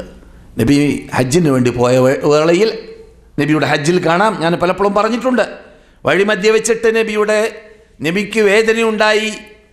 ചില റിപ്പോർട്ടുകളിൽ തലവേദനയാണെന്നുണ്ട്, ചില റിപ്പോർട്ടുകളിൽ വേദന എന്നതാണ്. ഏതായാലും വേദന ഉണ്ടായപ്പോൾ നബി സല്ലല്ലാഹു അലൈഹി വസല്ലമിൻ്റെ കാലിൻ്റെ മേൽഭാഗം എന്തു ചെയ്തു? കൊമ്പ് വെപ്പിച്ചു. അവിടുന്ന് ചോര എടുത്തു, രോഗം മാറി, വേദന മാറി. അതിൻ്റെ ആൾക്കാർക്ക് അതിനെക്കുറിച്ച് അറിയുള്ളൂ കേട്ടാ. ചിലപ്പോൾ നീ വേദന ഇന്ന സ്ഥലത്താണെന്ന് പറഞ്ഞ് ആ ഡോക്ടറെ അടുത്ത് ഈ വിഷയത്തിൽ സ്പെഷ്യലിസ്റ്റായ ഡോക്ടറെ അടുത്ത് പോയാൽ അയാൾ അവിടുന്നല്ല ചോര എടുക്കുക, അയാൾ വേറൊരു സ്ഥലത്ത് നിന്നായിരിക്കും ചോര എടുക്കുക. അത് അവർക്ക് അതിനെക്കുറിച്ച് അറിയുള്ളൂ, നമ്മൾക്ക് അറിയില്ല. അതൊരു ഇൽമാണ്. 5-8 വർഷം മുമ്പ് ഈ സാധുവിനും നടുവിൽ വേദന ഉണ്ടായ കാലഘട്ടം പഴയ മുഖങ്ങൾക്കറിയാം. ആ സന്ദർഭത്തിൽ ഈ പറഞ്ഞ രണ്ടും ഞാൻ ഉപയോഗിച്ചു. കൊമ്പ് വെപ്പിക്കലും അതുപോലെ തന്നെ ഫസ്റ്റ് എന്ന് പറഞ്ഞാൽ ഞരമ്പിനെ, ആ കെട്ടി നിൽക്കുന്നതായ ഞരമ്പിനെ കട്ട് ചെയ്തിട്ട് അതിൽ നിന്നൊരു ചോര പുറത്തെടുക്കുക. അതാണ് ഫസ്റ്റ് എന്ന് പറഞ്ഞാൽ. അതെ, ഇമാം അഹ്മദ് ഹംബൽ റഹ്മത്തുള്ളാഹി അലൈഹി ഒരവസരത്തിൽ പറഞ്ഞു, ഞാൻ റസൂലുള്ളാഹിൻ്റെ സുന്നത്ത് നടപ്പാക്കാൻ വേണ്ടി തന്നെ ഒരു പ്രാവശ്യം കൊമ്പ് വെപ്പിച്ചു. എന്നിട്ട് എനിക്ക് ഹിജാമ നടത്തിയ വ്യക്തിക്ക് കാശും കൊടുത്തു. കാരണം ബുഖാരിയിൽ ഉണ്ട് റസൂലുള്ളാഹി സ്വല്ലല്ലാഹു, അത് ഇമാം അഹ്മദ് ഹംബൽ പറയല്ല, ബുഖാരിയിലുണ്ട്. ഇമാം അഹ്മദ് ഹംബൽ ബുഖാരിക്ക് ശേഷമാണല്ലോ, ഞാൻ പറയുന്നതാണ്. ബുഖാരിയിലുണ്ട്, നബിയുനാ മുഹമ്മദ് റസൂലുള്ളാഹി സ്വല്ലല്ലാഹു അലൈഹി വസല്ലം എന്ത് ചെയ്തു? കൊമ്പ് വെപ്പിച്ചു ഒരു വ്യക്തിയെ കൊണ്ട്. എന്നിട്ട് അദ്ദേഹത്തിന് എന്ത് കൊടുത്തു? കാശ് കൊടുത്തു. അപ്പോൾ നമ്മുടെ വിഷയം എന്താണ്? ശരീരത്തിൽ നിന്നിട്ടുള്ളതായ അഴുക്കുകളെ ദൂരപ്പെടുത്തുക എന്നത് രോഗം വരാതിരിക്കാൻ വേണ്ടിയുള്ളൊരു ഭാഗമാണ്. അതിൽപ്പെട്ടത് തന്നെയാണ് ശരീരത്തിൽ ആവശ്യമില്ലാത്ത കാറ്റുകൾ ഉണ്ടാകുമ്പോൾ ആ കാറ്റുകൾ, വായു എന്നൊക്കെ നമ്മൾ പറയും അല്ലേ, വായുവിന് വേണ്ടി ഗുളിക കഴിക്കുന്നു അല്ലേ, വായുവിന് വേണ്ടി മരുന്ന് കഴിക്കുന്നു, അതൊക്കെ നമ്മൾക്കറിയാവുന്നതാണ്. അപ്പോൾ ആവശ്യമില്ലാത്ത വായു ശരീരത്തിൽ കയറിക്കൂടിയാൽ അത് അപകടമാണ്. അത് ഒഴിവാക്കണമെന്നത് നമുക്ക് ഇസ്ലാം പ്രേരിപ്പിക്കുന്ന ഭാഗത്തിൽപ്പെട്ടതാണ്. അപ്രകാരം തന്നെ ഇന്ദ്രിയം ശരീരത്തിലുണ്ടാകുന്നത് നമുക്കറിയാം. അല്ലാഹു സുബ്ഹാനഹു വ തആല അതിന് അള്ളാഹു അനുവദിച്ച രൂപത്തിൽ കല്യാണം കഴിച്ചുകൊണ്ടായിരിക്കണം അത് പുറത്തെടുക്കേണ്ടത് എന്ന് പഠിപ്പിച്ചതോടുകൂടി അള്ളാഹു തന്നെ ഏറ്റെടുത്തിട്ടുണ്ട്. ശരീരത്തിൽ ആവശ്യമില്ലാത്തതായി മാറുമ്പോൾ ഉറങ്ങുന്ന ടൈമിൽ മനുഷ്യന് എന്തുണ്ടാകുന്നു? സ്ഖലനമുണ്ടാകുന്നു, അത് ഇറങ്ങി പോവുകയും ചെയ്യുന്നു. അത് രോഗം അതിലൂടെ ഇല്ലാതിരിക്കാൻ അനിവാര്യമാണ് എന്നതാണ് പഴയ പണ്ഡിതന്മാർ എഴുതിപ്പോയിട്ടുള്ളത്. അതുപോലെ തന്നെ ഛർദ്ദിക്കുക എന്നത് ചിലപ്പോൾ ഛർദ്ദിച്ചാലേ തീരൂ. പള്ളയിൽ ആവശ്യമില്ലാത്ത കയറി കടന്നുകൂടി കഴിഞ്ഞാൽ ചിലപ്പോൾ ഛർദ്ദി ഉണ്ടാക്കി ഛർദ്ദിക്കേണ്ടി വരും. അതുകൊണ്ട് റമദാൻ മാസത്തിൽ ഉണ്ടാക്കി ഛർദ്ദിച്ചാൽ മാത്രമാണ് നോമ്പ് ഫസാദാവുക. സ്വയമായിട്ട് ഛർദ്ദി ഉണ്ടായാൽ നോമ്പ് ഫസാദാവുകയില്ല, നോമ്പ് ബാത്തിലാവുകയില്ല എന്ന് നാം പഠിച്ച ഭാഗമാണ് അല്ലേ? ഓർക്കുന്നില്ലേ? റമദാൻ മാസത്തിൽ നാം അറിയാതെ നമ്മുടെ പള്ളക്ക് രോഗം പിടിച്ചു, എന്നിട്ട് ഛർദ്ദിച്ചു പോയി, എന്നാൽ നോമ്പ് പോകുമോ? ഇല്ല. എപ്പോഴാണ് നോമ്പ് പോവുക? നാം തൊള്ളയിൽ കൈയിട്ട് ഛർദ്ദിച്ചാലാണ്. അതുപോലെ തന്നെ ഉറങ്ങേണ്ട സമയത്ത് ഉറങ്ങണം, ഇല്ലെങ്കിലോ അത് രോഗമായി മാറും. 3 ദിവസമോ 2 ദിവസമോ തുടർച്ചയായിട്ട് ഉറങ്ങിയില്ലെങ്കിൽ തലക്ക് വയറ്റ് കൂടിയില്ലേ അല്ലേ? പിന്നെ നമുക്ക് മാനസിക രോഗം പിടിപെടുന്നവരോ പിടിപെട്ടവരോ അള്ളാഹു അങ്ങനെയുള്ള അപകടത്തിൽപ്പെട്ടവരെ സുഖപ്പെടുത്തട്ടെ, നമ്മെ ആരെയും പെടുത്താതിരിക്കട്ടെ. മാനസിക രോഗങ്ങൾ പിടിപെടുന്നതിൻ്റെ തുടക്കത്തിൽപ്പെട്ടതാണ് പലപ്പോഴും നാം കാണാറുള്ളത് ഉറക്കമില്ലാതിരിക്കുക എന്നത്. കാരണം നമുക്കറിയാവുന്നതുപോലെ ഒരു മനുഷ്യൻ ഉറങ്ങാൻ കിടക്കുമ്പോൾ അദ്ദേഹം നന്നായി വിശ്രമിക്കുന്നു, നന്നായി അതിലൂടെ വിശ്രമിക്കുന്നു. എന്താ കാരണം? അവൻ്റെ കൂടെ ആരില്ല? റൂഹില്ല, ആത്മാവില്ല. ഞാൻ പറയില്ല, ഖുർആൻ പറയാണ് അല്ലാഹു യതവഫൽ അൻഫുസ ഹീന മൗതിഹാ. മനുഷ്യൻ മരിക്കുമ്പോൾ അള്ളാഹു മനുഷ്യന്മാരെ മരണപ്പെടുത്തുന്നു. വല്ലതീ ലം തമുത്ത്, അള്ളാഹ് മരിപ്പിക്കണ്ടെന്ന് ഉദ്ദേശിക്കുന്ന മനുഷ്യനെ അള്ളാഹു മരിപ്പിക്കുന്നു. ഫീ മനാമിഹ, അവൻ്റെ ഉറക്കത്തിൽ എന്താ സംഭവിക്കുന്നത്? മരിക്കുന്നു. ആത്മാവ് വേറെ, അവന് വേറെ. ആത്മാവ് എപ്പോഴും ഉണ്ടാകുമ്പോൾ ശരീരത്തിന് പ്രയാസം വരുന്നു. ആത്മാവ് ഒരു ദിവസത്തിൽ 24 മണിക്കൂറിൽ ഒരു 5 മണിക്കൂർ 4 മണിക്കൂർ തുടർച്ചയായിട്ട് നാം വിശ്രമിക്കാൻ വേണ്ടി ആത്മാവിനെ വിട്ടാൽ നമുക്ക് നല്ല വിശ്രമം കിട്ടുന്നു. അതാണെന്ത്? ഉറക്ക്. 25-30 വയസ്സിന് ശേഷം 4 മണിക്കൂർ തുടർച്ചയായിട്ട് കട്ടാവാതെ ഉറങ്ങിയാൽ മതി എന്നാണ് ഡോക്ടർമാർ പറയുന്നത്. നാം ഉറങ്ങുമ്പോലെ 16 മണിക്കൂർ ഉറങ്ങേണ്ട ആവശ്യമില്ല, മനസ്സിലായില്ലേ? 4 മണിക്കൂർ തുടർച്ചയായിട്ട് കട്ടാവാതെ 25 വയസ്സിന് ശേഷമുള്ള ഒരു മനുഷ്യൻ ഉറങ്ങിക്കഴിഞ്ഞാൽ അദ്ദേഹത്തിന് ഉറക്ക് കുറവായത് കാരണത്താൽ രോഗം ബാധിക്കൂല. ഉറക്ക് കുറവായത് കാരണത്താൽ രോഗം ബാധിക്കൂല. 25-ന് മുമ്പാകുമ്പോൾ 4 ഒരു 6 മാറേണ്ടി വരും, അതേ ഉള്ളൂ. നമുക്ക് 8-ൽ കുറവ് അറിയണേ ഇല്ല. കൂടുന്നവരുടെ സ്ഥിതി പറയും വേണ്ട. ഒരാളെക്കുറിച്ച് ബുറൈദയിൽ പറയപ്പെട്ടു, അദ്ദേഹം 3 ദിവസമായി ഉറങ്ങുന്നത്. അപ്പോൾ ഞാൻ ചോദിച്ചു, നിസ്കാര സമയത്ത് ഞങ്ങൾ പിടിച്ച് ഉണർത്തും. ഫ്രീ വിസക്ക് വന്നായിരിക്കും, അതുകൊണ്ട് ഫ്രീ ആണ് ഉറക്കം. റസൂൽ പറയുന്നു ഒലൗലൽ ബഹായിമു ലം യുഫ്തറു. ഇവിടെ 4 കാലി മൃഗങ്ങൾ കൂടി ജീവിച്ചിരിപ്പില്ലെങ്കിൽ മഴ തന്നെ ഉണ്ടാവില്ല. ഈ മഴ ഇറങ്ങുന്നത് നിങ്ങൾക്ക് വേണ്ടിയല്ല, നിങ്ങളുടെ സവാദുഴിന് വേണ്ടിയല്ല. അറബികൾ പറയും പോലെ നിങ്ങളുടെ സവാദുഴിന് വേണ്ടിയല്ല. എന്താ കവി പറഞ്ഞത്? ലൗലാ ശുയൂഖുൻ ലിൽ ഇലാഹി റുക്കഉ വസബിയത്തും മീനൽ യതാമാ റുല്ലഉ വമുഹ്മലാത്തുൻ ഫിൽ ഫലാത്തി റുത്തഉ വമുഹ്മലാത്തുൻ ഫിൽ ഫലാത്തി റുത്തഉ സുബ്ബ അലൈക്കുമുൽ അദാബുൽ ഔജഉ. ഓർക്കുന്നുണ്ടല്ലോ പദ്യം അല്ലേ? പഴയ കാലത്ത് പാടിയതൊക്കെ. ലൗലാ ശുയൂഖുൻ ലിൽ ഇലാഹി റുക്കഉ. ഇവിടെ അള്ളാഹുവിനെ മാത്രം ആരാധിച്ച് അള്ളാഹ്ക്ക് സുജൂദും റുക്കുഉം ചെയ്തുകൊണ്ടിരിക്കുന്നതായ തന്തമാര് തള്ളമാര് വയസ്സുള്ള മനുഷ്യന്മാർ ഇവിടെ ഇല്ലെങ്കിൽ, ലൗലാ ശുയൂഖുൻ ലിൽ ഇലാഹി റുക്കഉ വസ്ബിയത്തും മിനൽ യതാമാ റുല്ലഉ. അനാഥകളായ മുലയൂട്ടുന്ന മുല കുടിക്കുന്ന കുട്ടികൾ ഇവിടെ ഇല്ലെങ്കിൽ,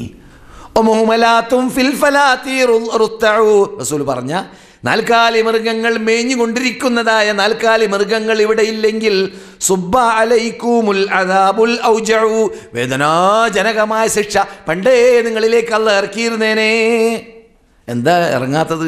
നാം അതിന് അർഹരല്ലാത്തതുകൊണ്ടല്ല, മറിച്ച് ഈ വിഭാഗം ഇവിടെ ജീവിക്കുന്നത് കൊണ്ടാണ് എന്ന് കവി ചൊല്ലിയത് യാഥാർത്ഥ്യമാണ്. റസൂൽ പറയുന്നു ഒലൗലൽ ബഹായിം, 4 കാലി മൃഗമില്ലെങ്കിൽ ഇങ്ങനെയുള്ള ഈ പറഞ്ഞ രൂപത്തിൽ ജീവിക്കുന്നവരുടെ നാട്ടിൽ സ്ഥലത്തിൽ ലം യുംതറൂ, മഴ വർഷിക്കപ്പെടുകയില്ലായിരുന്നേനെ. നബിയുനാ മുഹമ്മദ് റസൂലുള്ളാഹി.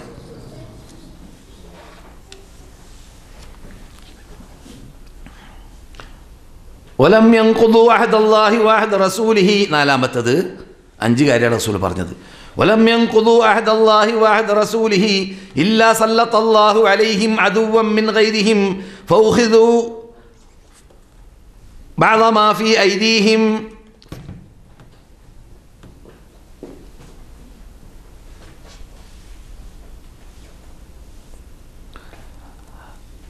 അതെ, അള്ളാഹുമായിട്ട് നാം നടത്തിയതായ അഗ്രിമെൻറ്റ് അത് ലംഘിക്കുക ഇന്ന് ലോകത്ത് കാണുന്ന ഏറ്റവും വലിയ തെറ്റാണത്. എന്ത്? നാം അള്ളാഹുമായി നടത്തിയ അഗ്രിമെൻറ്റ് നമുക്ക് പലപ്പോഴും കേട്ട് പരിചയമുള്ള നാം വാനലോകത്തിൽ നിന്നിട്ട് അള്ളാഹിനോട് അഗ്രിമെൻറ്റ് നടത്തിയെന്ത്? ഭൂമിയിലേക്ക് പോയാൽ ആരോടേ ദ്വാരക്കുള്ളൂ? അള്ളാഹിനോടേ ദ്വാരക്കുള്ളൂ. ആർക്കേ ആരാധിക്കുള്ളൂ? അള്ളാഹ്ക്കേ ആരാധിക്കുള്ളൂ. അതിന് നേരെ വിപരീതമാണ് ഇന്ന് ലോകത്തിൽ ബഹുഭൂരിപക്ഷം അമുസ്ലിങ്ങൾ മാത്രമല്ല മുസ്ലിങ്ങളിലേക്ക് ചേർത്ത് പറയുന്നവരേക്കും ചെയ്യുന്നത്. അതുകൊണ്ട് തന്നെ നോക്കൂ, ഈജിപ്തിൽ പോയാൽ, ഇറാഖിൽ പോയാൽ, സുഡാനിൽ പോയാൽ, അതുപോലെ തന്നെ സിറിയയിൽ പോയാൽ, പലയിടങ്ങളിൽ അറബ് രാഷ്ട്രത്തിൽ ഞാൻ പോയി നേരിട്ട് കണ്ടതാണ്. ചില ഖബറുകളെക്കുറിച്ച് പറയുന്നത് പാമ്പ് കടിച്ചാൽ ആ ഖബറിൽ പോകണം, തേള് കടിച്ചാൽ ആ ഖബറിൽ പോകണം, പള്ളക്ക് വയറ്റിന് ഇതുണ്ടല്ലോ, എന്താണ് പറയല്, വയറിളകിയാലേ ആ ഖബറിൽ പോകണം. വയറിളക്കത്തിന് ഖബർ വേറെ, ഓരോന്നിനും ഓരോ ഖബർ. സുഡാനിൽ പ്രത്യേകിച്ച് ഇങ്ങനെ ഓരോ രോഗങ്ങൾക്ക് അള്ളാഹ് പറയുന്നു, ഇദാ മറിൽതു പറയാൻ ഇബ്രാഹിമിനോട്, റസൂലിനോട് പറയാൻ. റസൂൽ പറഞ്ഞു നമ്മളോട് ഖുർആനിൽ, എനിക്ക് രോഗം ബാധിച്ചാൽ ഫഹുവ യശ്ഫീൻ, അള്ളാഹുവാണ് രോഗത്തെ മാറ്റുക. അള്ളാഹു പറയുന്നു, വനുനസ്സിലു മിനൽ ഖുർആനി, നേരത്തെ ഓതി വെച്ച ആയത്തതാണ്, വനുനസ്സിലു മിനൽ ഖുർആനി മാ ഹുവ ശിഫാഉൻ വറഹ്മത്തുൽ ലിൽ മുഅ്മിനീൻ. നാം ഈ ഖുർആനിൽ നിന്നിട്ട് മുഅ്മിനീങ്ങൾക്ക്, സത്യവിശ്വാസികൾക്ക് ശിഫയെ ഇറക്കുന്നുണ്ട്. ശിഫ ഇതിലുണ്ട്. മാനസിക രോഗം അല്ലെങ്കിൽ ഹൃദയരോഗത്തിനുള്ള ശിഫ ഇതിലുണ്ട്, ശാരീരിക രോഗത്തിനുള്ള ശിഫയും ഇതിലുണ്ട്. അതുപോലെ തന്നെ പൈശാചിക ശല്യം തട്ടിയത് കാരണത്താൽ മരണത്തിലൂടെയോ അല്ലെങ്കിൽ കണ്ണേറിലൂടെയോ ഉള്ളതാകുന്ന രോഗമാണെങ്കിൽ അതിനുള്ള ശിഫയും ഇതിൽ തന്നെയുണ്ട്. അള്ളാഹ് പറയുന്നു, വനുനസ്സിലു മിനൽ ഖുർആനി മാ ഹുവ ശിഫാഉൻ വറഹ്മത്തുൽ ലിൽ മുഅ്മിനീൻ. ഇത് മനുഷ്യരാശിക്ക് സത്യവിശ്വാസിക്ക് ഇത് അനുഗ്രഹമാണ്, റഹ്മത്താണ്. അള്ളാഹു ഇറക്കിയ അനുഗ്രഹമാണ് ഈ ഖുർആൻ. വലാ യസീദുൽ ളാലിമീന ഇല്ലാ ഖസാറാ. പരാക്രമിയായി ശിർക്ക് ചെയ്തുകൊണ്ട് ജീവിക്കുന്നവർക്ക് ഈ ഖുർആൻ ഇറങ്ങിയാലും ഇറങ്ങിയില്ലെങ്കിലും അവരെ സംബന്ധിച്ചിടത്തോളം ആ ഖുർആനിലൂടെ അവർക്ക് ലഭിക്കുന്നത് എന്തല്ല? നന്മയല്ല, പിന്നെയോ റഹ്മത്തല്ല, പിന്നെയോ ലഭിക്കുന്നത് ഖസാറത്താണ്, നഷ്ടമാണ്, നാശമാണ്, അപകടമാണ്. അള്ളാഹു ആയിനത്തിൽ നമ്മെ പെടുത്താതിരിക്കട്ടെ. അതെ, അള്ളാഹുമായി ചെയ്തതായ അഗ്രിമെന്റ് പുലർത്താതിരിക്കുമ്പോൾ അഥവാ ശിർക്ക് ചെയ്യുന്നവർ വ്യാപകമാകുമ്പോൾ, ശിർക്കിനുള്ളതായ കേന്ദ്രങ്ങൾ വർദ്ധിച്ചു വരുമ്പോൾ എന്താണ് സംഭവിക്കുക? അള്ളാഹുവിൻ്റെ ദൂതർ പറയുന്നു, ഇല്ലാ സല്ലത്തല്ലാഹു അലൈഹിം അദുവ്വൻ മിൻ ഗൈരിഹിം ഫഅഖദു ബഅദ മാ ഫീ ഐദീഹിം. അതാണ് ഞാൻ നേരത്തെ സംശയിച്ചത് വായിച്ചപ്പോൾ. ഫഅഖദു ബഅദ മാ ഫീ ഐദീഹിം, അവരിലേക്ക് ശത്രുക്കൾ അഴിച്ചുവിടും. എന്നിട്ട് അവരുടെ നാടുകളെ, അവരുടെ അഭിമാനങ്ങളെ, അവരുടെ കൂടെയുള്ള പലതും അവരെന്ത് ചെയ്യും? ഓരി വെച്ചെടുക്കും. ആര്? ശത്രുക്കൾ. ഇതിന് ഉദാഹരണം വേണ്ടല്ലോ. നമ്മുടെ അഭിമാനങ്ങൾ നഷ്ടപ്പെട്ടു പോയി എന്നതിലും, നമ്മുടെ നാടുകൾ പോയി എന്നതിലും, നമ്മുടെ വീടുകൾ നഷ്ടപ്പെട്ടു എന്നതിലും, നമ്മുടെ ഭരണകൂടം നഷ്ടപ്പെട്ടു ഇതിനൊക്കെ ഉദാഹരണം വേണ്ട റസൂൽ പറഞ്ഞത്. എന്താ കാരണം? തൗഹീദ് വേണ്ടാന്ന് വെച്ചതുകൊണ്ട്. എന്താ കാരണം? തൗഹീദ് വേണ്ടാന്ന് വെച്ചുകൊണ്ട്. പണ്ട് 40 കൊല്ലം മുമ്പ് ഇറാഖിലേക്ക് പോയപ്പോൾ ഞാനൊന്ന് ബഗ്ദാദിലേക്ക് ചെന്നു. കാരണം ഞാൻ കുറേ ഖുതുബീത്ത് റാത്തീബ് ചൊല്ലി കാശുണ്ടാക്കിയ ആളാണ്. അപ്പോൾ ഈ മൊയ്തീൻ ഷേഖിൻ്റെ ഓർമ്മ വന്നു എനിക്ക്. എൻ്റെ കൂട്ടുകാരോട് ഞാൻ പറഞ്ഞു, നിങ്ങൾ ഭയങ്കര തണുപ്പാണ്, മരം കോച്ചും തണുപ്പാണ്, പ്രശ്നമില്ല, എനിക്കൊന്ന് ആ സാധനം കണ്ടാലേ തീരുള്ളൂ. കാരണം എനിക്കന്ന് 20 വയസ്സ് 21 വയസ്സാണ്, ചെറുപ്പക്കാരനാണ്. പക്ഷേ അത് ഭാവിയിൽ നിങ്ങളെപ്പോലത്തെ സദസ്യർക്ക് പറഞ്ഞു കൊടുക്കാൻ സഹായകമാകും എന്നത് ഓർത്തുകൊണ്ട് അത് കാണാൻ പോയി ഞാൻ. എവിടെ? മൊയ്തീൻ ഷേഖ് അബ്ദുൽ ഖാദിർ ജീലാനിയുടെ ഖബർ. അവിടെ മഗ്രിബ് നിസ്കാര സമയത്ത് എത്തിയപ്പോൾ ഞാൻ പലപ്പോഴും പറഞ്ഞിട്ടുണ്ട്, എത്തിയപ്പോൾ അവിടെ കൂട്ടമായിട്ട് ഖബറിൻ്റെ പരിസരത്തിൽ ജനങ്ങൾ നിൽക്കാണ്. ബാങ്ക് വിളിച്ചപ്പോൾ ഒന്നിച്ചിട്ട് സുജൂദായി വീണു. എവിടുക്ക? അള്ളാഹ്ക്കല്ല, പിന്നെയോ ഖബറിലേക്ക്. അവിടേക്ക് നടക്കുമ്പോൾ ബോംബെയിലൊക്കെ ഉള്ളതുപോലെ കടക്കുമ്പോൾ മെയിൻ ഗേറ്റിൽ കടക്കുന്ന സ്ഥലത്ത് ചൂല് പിടിച്ചിട്ട് തലയിലേക്ക് അടിക്കാൻ ഒരാൾ നിൽക്കുന്നുണ്ട്. അതൊരു മലയാളിയാണ്.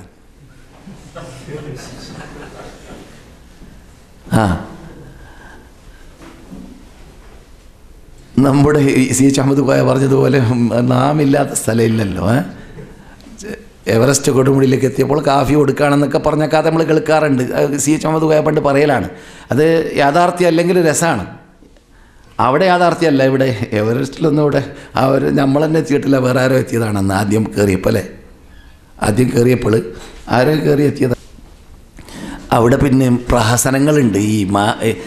ഇത് ശരീരത്തിന് തട്ടുന്ന രോഗം പറയുമ്പോൾ, ശിർക്ക് പറയുമ്പോൾ, ഈ ബൈഅത്ത് വേണ്ട, അള്ളാഹും നാമുമായി ചെയ്തതായ ആ ബൈഅത്ത് അഗ്രിമെൻ്റ് വേണ്ട എന്നത് പറയുമ്പോൾ മില്യണുകൾ, 1000-ൽ പരം മില്യൺ ജീവിക്കുന്ന നാടാണ് ഇന്ത്യ എന്ന് പറയുന്ന വിഭാഗം എന്തു ചെയ്യുന്നു എന്ന് ചോദിച്ചാൽ, അതേ ഹിമാചൽ പ്രദേശത്തിലേക്ക് ചെല്ലുമ്പോൾ സുബ്ഹാനല്ലാഹ്, ഈ എവറസ്റ്റിൻ്റെ താഴെ ഐസുകൾ കട്ടിയായി നിൽക്കുമ്പോൾ ലിംഗത്തിൻ്റെ രൂപത്തിലുള്ളതായ ഐസുകളുടെ പിന്നിൽ ക്യൂ നിൽക്കാൻ വേണ്ടി പാടുപെട്ട് കഷ്ടപ്പെട്ട് അവിടേക്ക് അതിനെ പൂജിക്കാൻ വേണ്ടി പോകുന്നവരെയും കാണാം.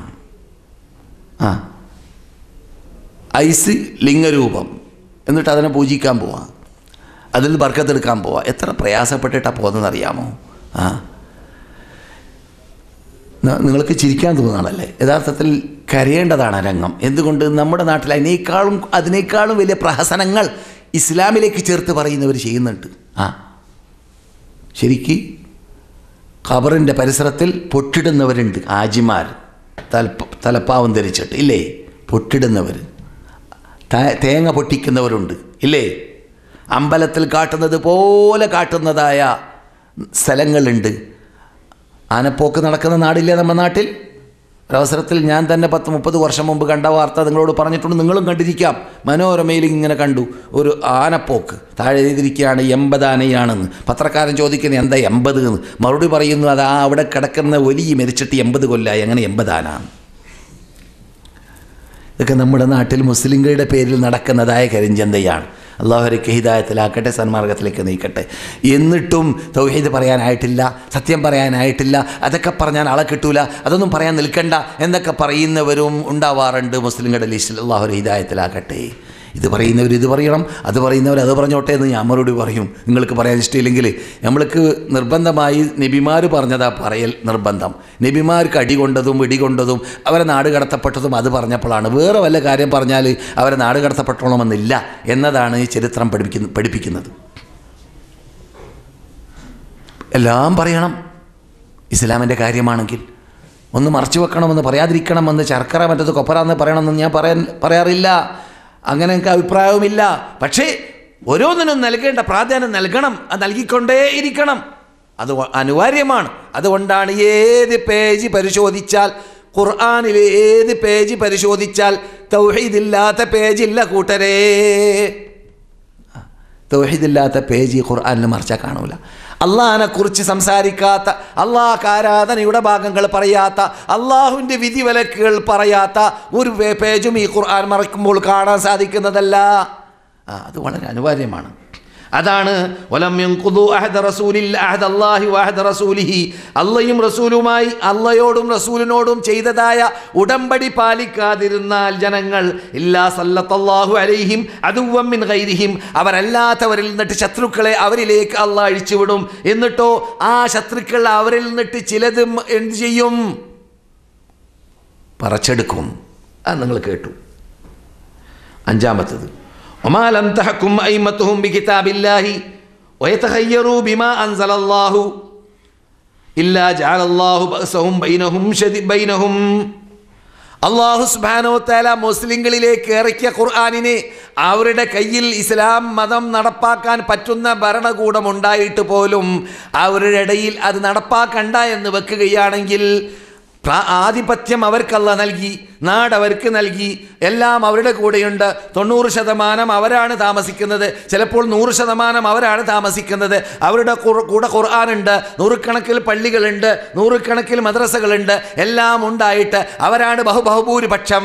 എന്നിട്ട് പോലും അള്ളാഹുവിൻ്റെ ഹുക്കും അവർക്ക് വേണ്ട, അള്ളാഹിൻ്റെ വിധി അവർ നടപ്പാക്കണ്ട, അള്ളാഹിൻ്റെ ഖുർആൻ നടപ്പാക്കണ്ട, അള്ളാഹിൻ്റെ നിയമാവലികൾ നടപ്പാക്കണ്ട എന്ന് വെക്കുകയാണെങ്കിൽ ഇല്ലാ ജഅല ബഅസഹും ബൈനഹും, അവരെ അല്ലാഹു സുബ്ഹാനഹു വ തആല ഭിന്നിപ്പിച്ച് സൂക്ഷിക്കും. എപ്പോഴും അവർക്ക് തെക്കർക്ക് വടക്കരെ കണ്ടുകൂടാ, വടക്കർക്ക് തെക്കരെ കണ്ടുകൂടാ, അല്ലെങ്കിൽ ഒരു വീട്ടുകാർക്ക് മറ്റൊരു വീട്ടുകാരെ കണ്ടുകൂടാ, ഒരു നാട്ടുകാർക്ക് മറ്റൊരു നാട്ടുകാരെ കണ്ടുകൂടാ. അങ്ങനെ അങ്ങും ഇങ്ങും എപ്പോഴും വെറുപ്പും അറുപ്പും അടിയും കുഴപ്പവും പാർട്ടിയും ഭിന്നിപ്പുമാക്കി മാറ്റും. ശിക്ഷയാണത് എന്നാണ്.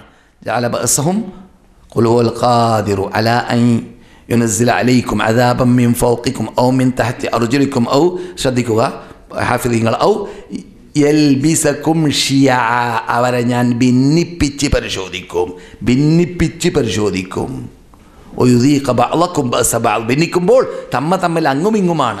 അയാളെ ചീത്ത പറയുന്നു സ്റ്റേജിൽ കയറി, ഇയാളെ ചീത്ത പറയുന്നു സ്റ്റേജിൽ കയറി. എന്താണ്? ഐക്യമില്ല. എന്തിൻ്റെ പേരിൽ? തൗഹീദിൻ്റെ പേരിൽ. ഐക്യമില്ല എന്തിൻ്റെ പേരിൽ? ഏകദൈവ വിശ്വാസത്തിൻ്റെ പേരിൽ. ഐക്യമില്ല എന്തിൻ്റെ പേരിൽ? ലക്ഷ്യത്തിൻ്റെ പേരിൽ. ലക്ഷ്യം ഒന്നാവണം, എന്നാൽ മാത്രമേ അള്ളാഹുലേക്ക് എത്താൻ സാധിക്കുകയുള്ളൂ. അതാണ് വഅതസിമു ബിഹബ്ലില്ലാഹി ജമീഅ എന്ന വാക്കിൻ്റെ അർത്ഥം. നാം ഇതുവരെ ചർച്ച ചെയ്ത് കൊണ്ടുവരുന്നതായ ശരീരത്തെ ബാധിക്കുന്ന രോഗങ്ങൾ, അതും ഈ പറഞ്ഞതുപോലെ രണ്ടിനമുണ്ട്.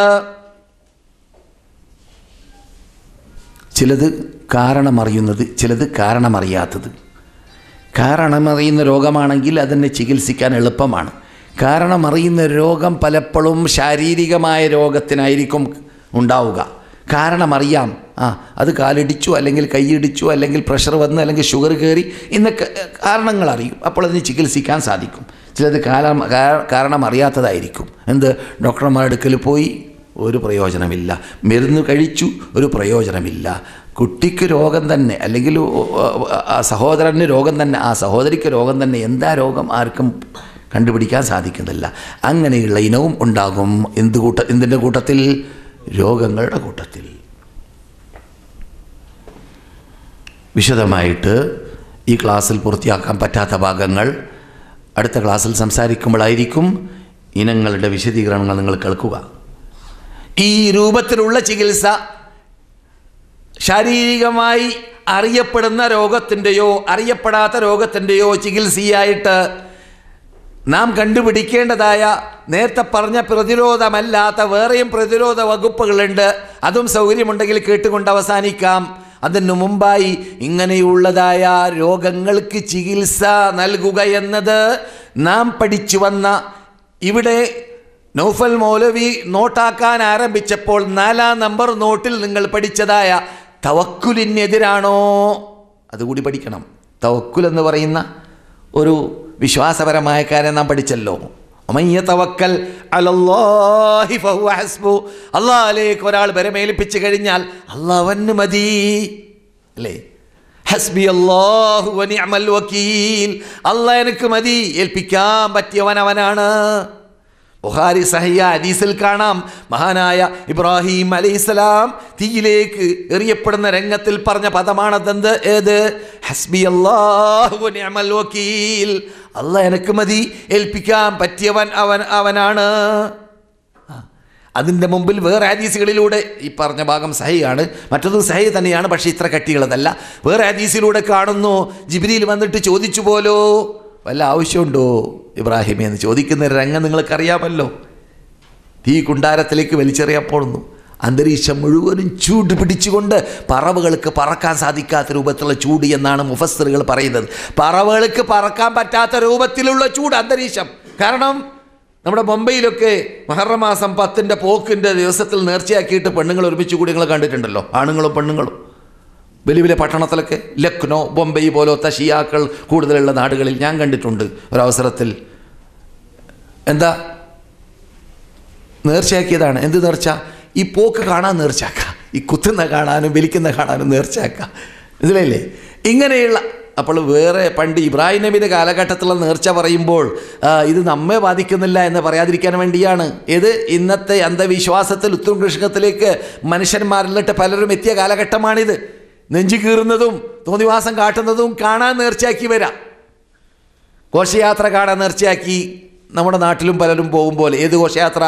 ജന്മദിനാഘോഷത്തിൻ്റെ ഘോഷയാത്ര. AP മുഹമ്മദ് സിന്ദാബാ എന്ന് പറയുന്ന ഘോഷയാത്ര അല്ലേ? ഒരു സഹോദരൻ ഫോണിൽ കേൾപ്പിച്ചതാണ്. ഞാൻ പറഞ്ഞിട്ടുണ്ട് ഇവിടെ. എനിക്കറിഞ്ഞില്ല എന്താ AP മുഹമ്മദ്. അവസാനം അന്ത്യപ്രവാചകൻ എന്നതിൻ്റെ അർത്ഥം. AP അന്ത്യപ്രവാചക എന്ന് മനസ്സിലല്ലേ? AP മുഹമ്മദ് സിന്ദാബാദ്. കുട്ടിയെ മുഹമ്മദിന് ഇവിടെ കോലത്തിൽ എത്ര നമ്മൾ പണ്ട് സൽമാൻ റുഷ്ദി എന്ന് പറയുന്ന മനുഷ്യൻ റസൂലുള്ളാഹി സ്വല്ലല്ലാഹു അലൈഹി വസല്ലമയുടെ ഭാര്യനെക്കുറിച്ച് ചീത്ത പറഞ്ഞത് കേട്ടപ്പോൾ ലോകം മുഴുവനും ഞെട്ടി. അവസാനം പലരും കൊല്ലാൻ തീരുമാനിച്ചു. മുസ്ലിം വേൾഡ് ലീഗിൽ നിന്നിട്ട് പ്രഖ്യാപനം വന്നു, അദ്ദേഹം അമുസ്ലിമാണ്, അദ്ദേഹത്തിനെ കൊല്ലപ്പെടാൻ ഇസ്ലാമിൻ്റെ വീക്ഷണത്തിൽ ഇസ്ലാമിക നിയമത്തിൻ്റെ കീഴിലാണ് ജീവിക്കുന്നതെങ്കിൽ അർഹതയുള്ള വ്യക്തിയാണ് എന്നൊക്കെ പറയപ്പെട്ടതായ സൽമാൻ റുഷ്ദിയെക്കുറിച്ച് നമ്മൾ കേട്ടിട്ടുണ്ടല്ലോ. മനസ്സിലല്ലേ? അങ്ങനെയുള്ള കഥയൊക്കെ അറിയുന്ന നാം തന്നെ മുഹമ്മദിൻ്റെ കോലം ഉണ്ടാക്കുക, എന്നിട്ട് ലോറിയുടെ വീതി കയറ്റി വെക്കുക, എന്നിട്ട് ഘോഷയാത്ര നടത്തുക. അതിനൊരു പ്രതിഷേധമില്ല നമ്മുടെ നാട്ടിൻ്റെ പേര് പറയുന്നില്ല, നിങ്ങൾക്കറിയാം, ഞാൻ പറയാതെ. ഞാനിവിടെ വന്ന ശേഷമാണ് അതൊക്കെ നടക്കുന്നത്. അള്ളാഹു ഹിദായത്തിലാക്കട്ടെ, സന്മാർഗത്തിലേക്ക് നയിക്കട്ടെ. അപ്പോൾ അള്ളാഹിലേക്ക് ബരമേൽപ്പിക്കാൻ വേണ്ടി മഹാനായ ഇബ്രാഹിം അലൈഹിസ്സലാം പറഞ്ഞ പദത്തിൻ്റെ പിന്നിൽ മഹാനായ ജിബ്രീൽ വന്നിട്ട് ചോദിച്ചു, എൻ്റെ ആവശ്യമുണ്ടോ? പറഞ്ഞു പോലോ. എന്താ? അമ്മ ഇലൈക ഫലാ, നിങ്ങളിലേക്ക് ഒരാവശ്യം എനിക്കില്ല ജിബ്രീലേ. അമ്മ ഇലല്ലാ, അള്ളാഹുയിലേക്കാണെങ്കിൽ ഹസ്ബി അല്ലാഹു വ നിഅമൽ വക്കീൽ, മതി എനിക്ക് റബ്ബ്, അവനാണ് ബരമേൽപ്പിക്കുക. ഈ ബരമേൽപ്പിക്കുക എന്ന തവക്കുലിനെതിരാണോ ഒരാൾ ഹോസ്പിറ്റലിൽ പോക്ക്, ഡോക്ടറെ കാണൽ, ഗുളിക തിന്നൽ, പണ്ഡിതനെ കൊണ്ടോ സ്വയമോ മന്ത്രിച്ചൂതൽ? അല്ല, തവക്കുലിനെതിരല്ല. തവക്കുലിനെതിരല്ല എന്നത് പഠിക്കണം. അപ്പോൾ പിന്നെ നിങ്ങൾ പണ്ടൊക്കെ പറഞ്ഞ ഹദീസ് ഉണ്ടല്ലോ, ഉക്കാശയുടെ ഹദീസ്, ഉക്കാശ അല്ല റിപ്പോർട്ട്, ഉക്കാശ അതിലുണ്ട് കഥയിൽ. എന്താണ് ഹദീസ്? 70,000 പേര് സ്വർഗത്തിലേക്ക് പ്രവേശിക്കും. ആ വിഭാഗം ആരാണ്? അവർക്ക് ഹിസാബില്ല, അദാബില്ല, ചോദ്യമില്ല, അവരെ അല്ലാഹു സുബ്ഹാനഹു വ തആല വിചാരണ നടത്തുന്നേ ഇല്ല. അവരാരാണ്? ലാ യസ്തർഖൂൻ, മറ്റുള്ളവരെ കൊണ്ട് അവർ മന്ത്രിക്കാത്തവർ. ഞാൻ നേരത്തെ പറഞ്ഞ ചികിത്സയാകുന്ന ഈ ഹൈജാമ ഫസ്ദ് എന്ന് പറയുന്നതിൻ്റെ കൂടെ വേറൊന്നും കൂടിയുണ്ട്, കൈ. വല യക്തഊൻ, അവർ ചൂട് പിടിപ്പിക്കൂല. അറബികൾ ഉപയോഗിക്കുന്ന മരുന്നാണ്, ഇന്ന് ഉപയോഗിക്കുന്നുണ്ട്. സലാമ എന്ന് പറയുന്ന വ്യക്തി പേരും പ്രശസ്തിയുള്ള ആളായിട്ട് മദീനയിൽ മാറിയത് ആ മരുന്നിലൂടെയാണ്. ഇവിടുത്തെ ഏറ്റവും വലിയ കല്യാണ മണ്ഡപത്തിൻ്റെ ഉടമയാണ് അദ്ദേഹം. നിങ്ങൾക്കറിയാം, കോടീശ്വരനാണ് അദ്ദേഹം. ഒരു ചികിത്സക്കാരനാണ്. മലയാളികളെ ചിലപ്പോൾ കാണാറുണ്ട് അവിടെ ക്യൂ നിൽക്കുന്നതായിട്ട്, നടുവേദനയായിട്ട്. അന്വേഷിക്കുമ്പോൾ അവിടേക്ക് എത്തുമല്ലോ. അയാളുടെ ചികിത്സയിൽപ്പെട്ടതാണ് എന്ത്? അയാൾക്കറിയാം ഏത് ഭാഗത്താണ് ചോര കെട്ടിയിട്ടുള്ളത്. ആ സ്ഥലം നോക്കിയിട്ട് അയാൾ എന്ത് ചെയ്യും? തീ കൊണ്ട് ഇരുമ്പ് ചൂടാക്കിയിട്ട് ഒരു സ്പെഷ്യൽ ചൂട് പിടിപ്പിക്കലുണ്ട്. എൻ്റെ പേരാണെന്ത്? കൈ എന്ന് പറയൽ. മനസ്സിലല്ലേ? ചിലപ്പോഴൊക്കെ ബ്രെയിനിന് വന്നതായ ഇതൊക്കെ അതിലൂടെ മാറാറുണ്ട്. ഇത് അബോധാവസ്ഥയിൽ കിടക്കുന്ന രോഗികൾക്കൊക്കെ ചികിത്സ ആയിട്ട് ഉപയോഗപ്പെടുത്താറുണ്ട്. ചിലപ്പോൾ സുഖപ്പെടും, ചിലപ്പോൾ സുഖപ്പെടില്ല. പക്ഷേ ഇങ്ങനെയുള്ള ചികിത്സകളൊക്കെ ചികിത്സിക്കുമ്പോൾ റസൂൽ പറയുന്ന വാക്കിലുള്ളത്, ഇത്തരം കാര്യങ്ങൾ ചെയ്യാത്തവരാണ് ഇവർ. വഅലാ റബ്ബിഹിം, അവരുടെ ജീവിതത്തിൽ ആസകലം യതവക്കലൂൻ, അല്ലാഹുവിലേക്ക് മാത്രം ബരമേൽപ്പിക്കുന്നവരാണ്. അവരാണ് വിചാരണയില്ലാതെ സ്വർഗത്തിൽ പ്രവേശിക്കുന്നവരെന്ന് നബിയുനാ മുഹമ്മദ് റസൂലുള്ളാഹി ടൈം അതിക്രമിച്ചിട്ടുണ്ട്. ഞാൻ നിർത്താൻ പോവാണ്. എന്ന് പറഞ്ഞതിൽ വിപരീതമാണോ അത്? അല്ല. എന്തുകൊണ്ട് എന്നത് അടുത്ത ക്ലാസ്സിൽ വിശദമായിട്ട് കേൾക്കുവാനും പറയുവാനും വിശദീകരിക്കുവാനും അല്ലാഹു തൗഫീക്ക് നൽകുമാറാവട്ടെ. ഇതുവരെ പറഞ്ഞതിനെ സൽക്രമമായി അല്ലാഹു സ്വീകരിക്കട്ടെ. നമ്മുടെ ഈ സദസ്സിനെ, ഈ പ്രബോധനത്തെ, ഈ പ്രവർത്തനത്തെ, ഈ ദഅവത്തിനെ പുരോഗതിയിൽ നിന്നിട്ട് പുരോഗതിയിലേക്ക് കൊണ്ടുപോകാൻ അല്ലാഹു തൗഫീക്ക് നൽകുമാറാകട്ടെ. നൗഫൽ മൗലവിയുടെ പ്രസംഗം പഴയ ഒരു 18 കൊല്ലം 15 കൊല്ലം മുമ്പുള്ളൊരു രംഗത്തെ എന്നെ ഓർമ്മപ്പെടുത്തി. നിങ്ങൾക്കും ഓർമ്മ വന്നിരിക്കാം. നമ്മുടെ സുഹൃത്തുക്കൾ പറയാറുണ്ട് മാഷറ വിളിയെന്ന്. അദ്ദേഹത്തിൻ്റെ പ്രസംഗത്തെ അഗടിക്കല്ല, അന്ന് പറയാറുള്ളത് മാഷറ വിളി എന്നാണ്. ആരാണ് തുടങ്ങി വെച്ചതെന്നറിയാമോ? ഇവിടെ വന്ന് പ്രസംഗിച്ച് പോയൊരു പണ്ഡിതനുണ്ടല്ലോ, ഒരു പ്രബോധനുണ്ടല്ലോ, ആരാണ്? അബൂബക്കർ അല്ലേ? അബൂബക്കർ, ബാങ്കിൽ വർക്ക് ചെയ്ത അബൂബക്കർ. അയാൾ ഇന്ന് മൗലവി കാട്ടിയതുപോലെ, നൗഫൽ മൗലവി കാട്ടിയതുപോലെ ടൈം സദസ്യരുടെ വേഷാവാതിരിക്കാൻ വേണ്ടിയും എൽമുള്ള കാര്യത്തിൽ തന്നെ, അള്ളാഹ് പ്രീതിയുള്ള കാര്യത്തിൽ തന്നെ അത് ഉപയോഗപ്പെടുത്താൻ വേണ്ടിയും ഈ സാധു എത്തുന്നതിന് മുമ്പായിട്ട് മുഖവുര നൽകുന്ന പദ്ധതി പണ്ട് തന്നെ ഇവിടെ മദീന യൂണിവേഴ്സിറ്റി പഴയ വിദ്യാർത്ഥികളും അതുപോലെ തന്നെ പ്രബോധകന്മാരും തുടങ്ങി വെച്ചതാണ്. ആ കാലഘട്ടത്തെ ഞാൻ ഓർത്തു ഇന്നത്തെ പ്രാരംഭത്തിൽ പ്രസംഗത്തിൻ്റെ. അള്ളാഹു സുബ്ഹാനഹു പറഞ്ഞു വരുന്നത് പുതുമുഖങ്ങളെ നമ്മുടെ പഴയ മുഖങ്ങൾ പലർക്കും ഇവിടെ താമസിക്കാൻ സാധിക്കാത്തതുകൊണ്ട് എക്സിറ്റ് അടിച്ച് പോയവരുണ്ട്, ലീവിന് പോയവരുണ്ട്, ആൾക്കാരുടെ കുറവുണ്ട്. ഈ കുറവ് പ്രത്യേകം പ്രകടമാകുന്നത് ഉച്ചക്കത്തെ ക്ലാസ്സിലുമാണ് എന്നതുകൂടി നിങ്ങൾ മനസ്സിലാക്കണം. അതേസമയത്ത് ഉച്ചക്കത്തെ ക്ലാസ്സിൽ ഒന്ന് സമാധാനിക്കാനുള്ളത് നെറ്റിൽ കൂടി വിദേശങ്ങളിൽ നിന്നിട്ട് പലയിടങ്ങളിൽ നിന്നിട്ട് പലരും വീക്ഷിക്കുന്നുണ്ടല്ലോ എന്നതാണ്. അതുപോരാ, നമുക്ക് നമ്മുടെ സദസ്സിൽ ആൾക്കാർ വർദ്ധിക്കണം. എന്തുകൊണ്ട്? ഈ മദീനയിലിരുന്നു കൊണ്ട് കേൾക്കുന്ന ക്ലാസ്സിന് പ്രത്യേകതയുണ്ട് എന്നത് ജനങ്ങൾക്ക് നിങ്ങൾ ധരിപ്പിച്ചു കൊടുക്കണം, മനസ്സിലാക്കി കൊടുക്കണം. നിങ്ങൾ അനുഭവിക്കുന്നതായ ആസ്വാദനമാണത്. അത് മറ്റുള്ളവർക്കും ആസ്വദിക്കാനുള്ള ചാൻസുകൾ ഉണ്ടാക്കി കൊടുക്കണം. അതിന് അല്ലാഹു തൗഫീഖ് നൽകട്ടെ. ജുമുഅക്ക് മുമ്പ് സുന്നത്ത് നമസ്കാരമുണ്ടോ? സ്ത്രീകൾ റൗളയിൽ സിയാറത്ത് ചെയ്യുമ്പോൾ മുഖം മൂടി ഇടണോ? ഒരു ഉളുവിൽ എത്ര ഫർള് നമസ്കരിക്കാം? ജുമുഅക്ക് മുമ്പ് സുന്നത്ത് നമസ്കാരം പള്ളിയിലേക്ക് ഒരാൾ പ്രവേശിച്ചു കഴിഞ്ഞാൽ, ജുമാ ദിവസത്തിൽ പള്ളിയിലേക്ക് പ്രവേശിച്ചു കഴിഞ്ഞാൽ മുസ്ലിം റിപ്പോർട്ട് ചെയ്യുന്ന ഹദീസിലൂടെ റസൂലുള്ളാഹി സ്വല്ലല്ലാഹു അലൈഹി വസല്ലം പറയുന്നു, അവന് ഇഷ്ടമുള്ളത്ര നമസ്കരിക്കാം, ഇൻട്രസ്റ്റ് ഉള്ളത്ര, ആവേശമുള്ളത്ര 2, 4, 6, 8, 10 നിസ്കരിക്കാം, എന്നിട്ട് ഇരിക്കാം. ഏറ്റവും ചുരുങ്ങിയാൽ 2 റക്അത്ത് നിസ്കരിക്കാതെ ഇരിക്കാൻ പാടുള്ളതുമല്ല. ഏറ്റവും ചുരുങ്ങിയാൽ 2 റക്അത്ത് നിസ്കരിക്കാതെ ഇരിക്കാൻ പാടുള്ളതുമല്ല. ഇനി ഇമാം വരാൻ കുറേ ടൈമുണ്ടെന്ന് കണ്ടാൽ എന്ത് ചെയ്യാം? കൂടുതൽ നമസ്കരിക്കാം. ആ നമസ്കരിക്കുമ്പോൾ ഖുർആൻ മനഃപ്പാഠമുള്ളവരാണെങ്കിൽ ആ ഖുർആൻ ഓതി പാരായണം ചെയ്തുകൊണ്ട് നമസ്കാരത്തെ നീട്ടുകയും ചെയ്യാം. റസൂലുള്ളാഹി സ്വല്ലല്ലാഹു അലൈഹി വസല്ലം എണ്ണം പറഞ്ഞിട്ടുള്ള ഇഷ്ടമുള്ളത്രേ സൗകര്യമുള്ളത്രേ എന്ന ശൈലിയാണ് മുസ്ലിം റിപ്പോർട്ട് ചെയ്യുന്ന ഹദീസിൽ ഉപയോഗിച്ചിട്ടുള്ളത്. അത് കടന്ന ഉടനെയുള്ള നിസ്കാരത്തെക്കുറിച്ചാണ്. ഈ കടക്കുന്ന സമയത്ത് ഖുതുബ ഓതുന്ന സന്ദർഭമാണെങ്കിലോ 2 റക്അത്ത് ഷോർട്ടാക്കി നിസ്കരിക്കുക, നീട്ടാതെ 2 റക്അത്ത് നിസ്കരിക്കുക. എന്നാലും എന്ത് പാടുള്ളതല്ല, ഇദാ ദഖല അഹദുകുമുൽ മസ്ജിദ, നിങ്ങൾ എന്നിട്ട് ഒരാൾ പള്ളിയിലേക്ക് പ്രവേശിച്ചാൽ ഫലാ യജ്ലിസ്, അദ്ദേഹം ഇരിക്കരുത്, ഹത്താ യുസല്ലി റക്അത്തൈൻ, 2 റക്അത്ത് നിസ്കരിക്കാതെ എന്ന ആ കൽപ്പന അവിടെ ഫിറ്റാക്കാതെ ഇരിക്കരുത്, ഫിറ്റാക്കുക തന്നെ വേണം. എന്നല്ലാതെ പ്രത്യേകമായിട്ട് ഈ പറഞ്ഞ രൂപത്തിലല്ലാതെ ളുഹറിന് മുമ്പുള്ളതുപോലെയുള്ള 4 റക്അത്ത്, ളുഹറിന് ശേഷം 2 റക്അത്ത് എന്ന രൂപത്തിലുള്ള നിസ്കാരമില്ല. ളുഹർ ജുമുഅ നമസ്കാരം കഴിഞ്ഞ ശേഷം പള്ളിയിൽ നിന്നിട്ട് തന്നെ നമസ്കരിക്കുകയാണെങ്കിൽ 4 റക്അത്ത് നിസ്കരിക്കുക.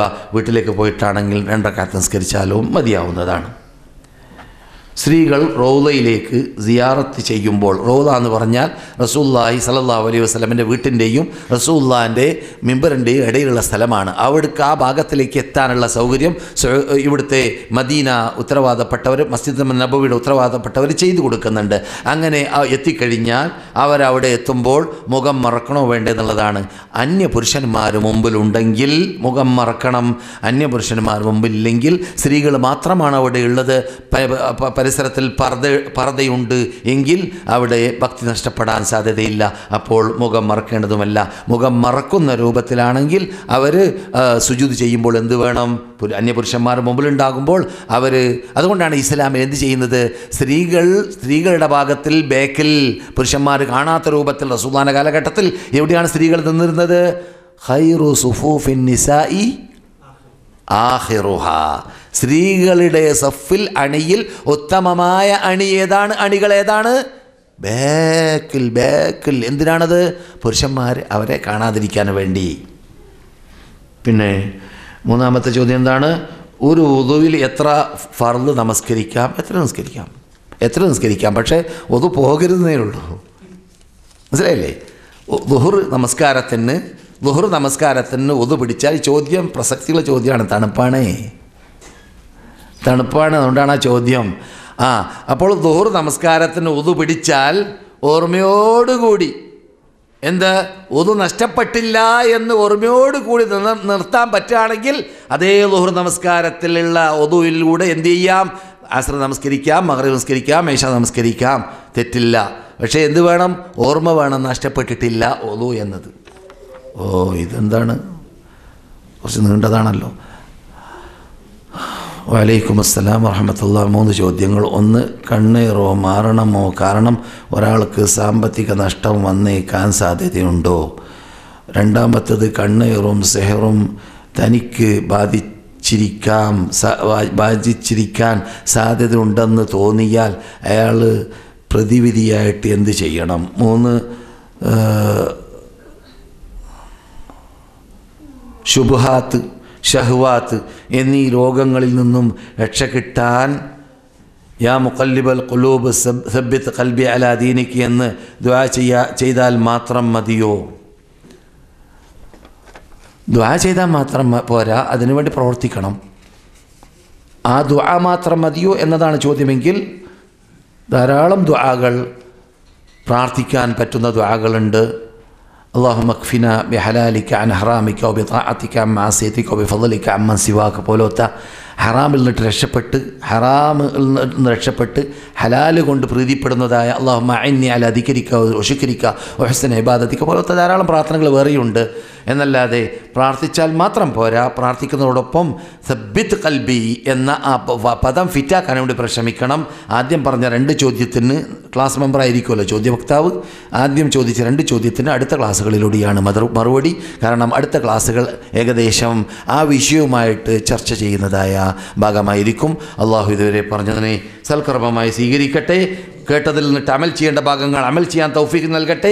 അള്ളാഹു സുബ്ഹാനഹു വ തആല നമ്മുടെ കൂട്ടത്തിൽ നിന്നിട്ട് നമ്മുടെ ക്ലാസ് മെമ്പർമാരാവട്ടെ, അല്ലാത്തവരാവട്ടെ, സ്ത്രീകളാവട്ടെ, പുരുഷന്മാരാവട്ടെ, രോഗികളായിരിക്കുന്ന കിടക്കുന്ന ആരുണ്ട് അവർക്കെല്ലാം അള്ളാഹു സുബ്ഹാനഹു വ തആല പരിപൂർണ്ണ ആരോഗ്യം നൽകട്ടെ. ദീനിന് വേണ്ടി ദീനിൽ അടിയുറച്ച് നിന്നുകൊണ്ട് സേവനം ചെയ്യാനുള്ള ശാരീരിക, സാമ്പത്തിക, വിജ്ഞാന, ഈമാനിക ശേഷി അവർക്കും നമുക്കും അള്ളാഹു നൽകട്ടെ. അള്ളാഹു നമുക്കും അവർക്കും ആത്മാർത്ഥത നൽകട്ടെ. നമ്മുടെ കൂട്ടത്തിൽ ഇണകളില്ലാത്തവർക്ക് സാലിഹ്യങ്ങളായ ഇണകളെ അള്ളാഹു നൽകട്ടെ. നമ്മുടെ ഇടയിൽ നിന്നിട്ട് സന്താനമുള്ളവർക്കും ഇല്ലാത്തവർക്കും സാലിഹ്യങ്ങളായ സന്താനങ്ങളെ നൽകട്ടെ. അല്ലാഹുമ്മ സല്ലി അലാ മുഹമ്മദ് വഅലാ ആലി മുഹമ്മദ് വആഖിറു ദഅവാനാ അനിൽ ഹംദുലില്ലാഹി.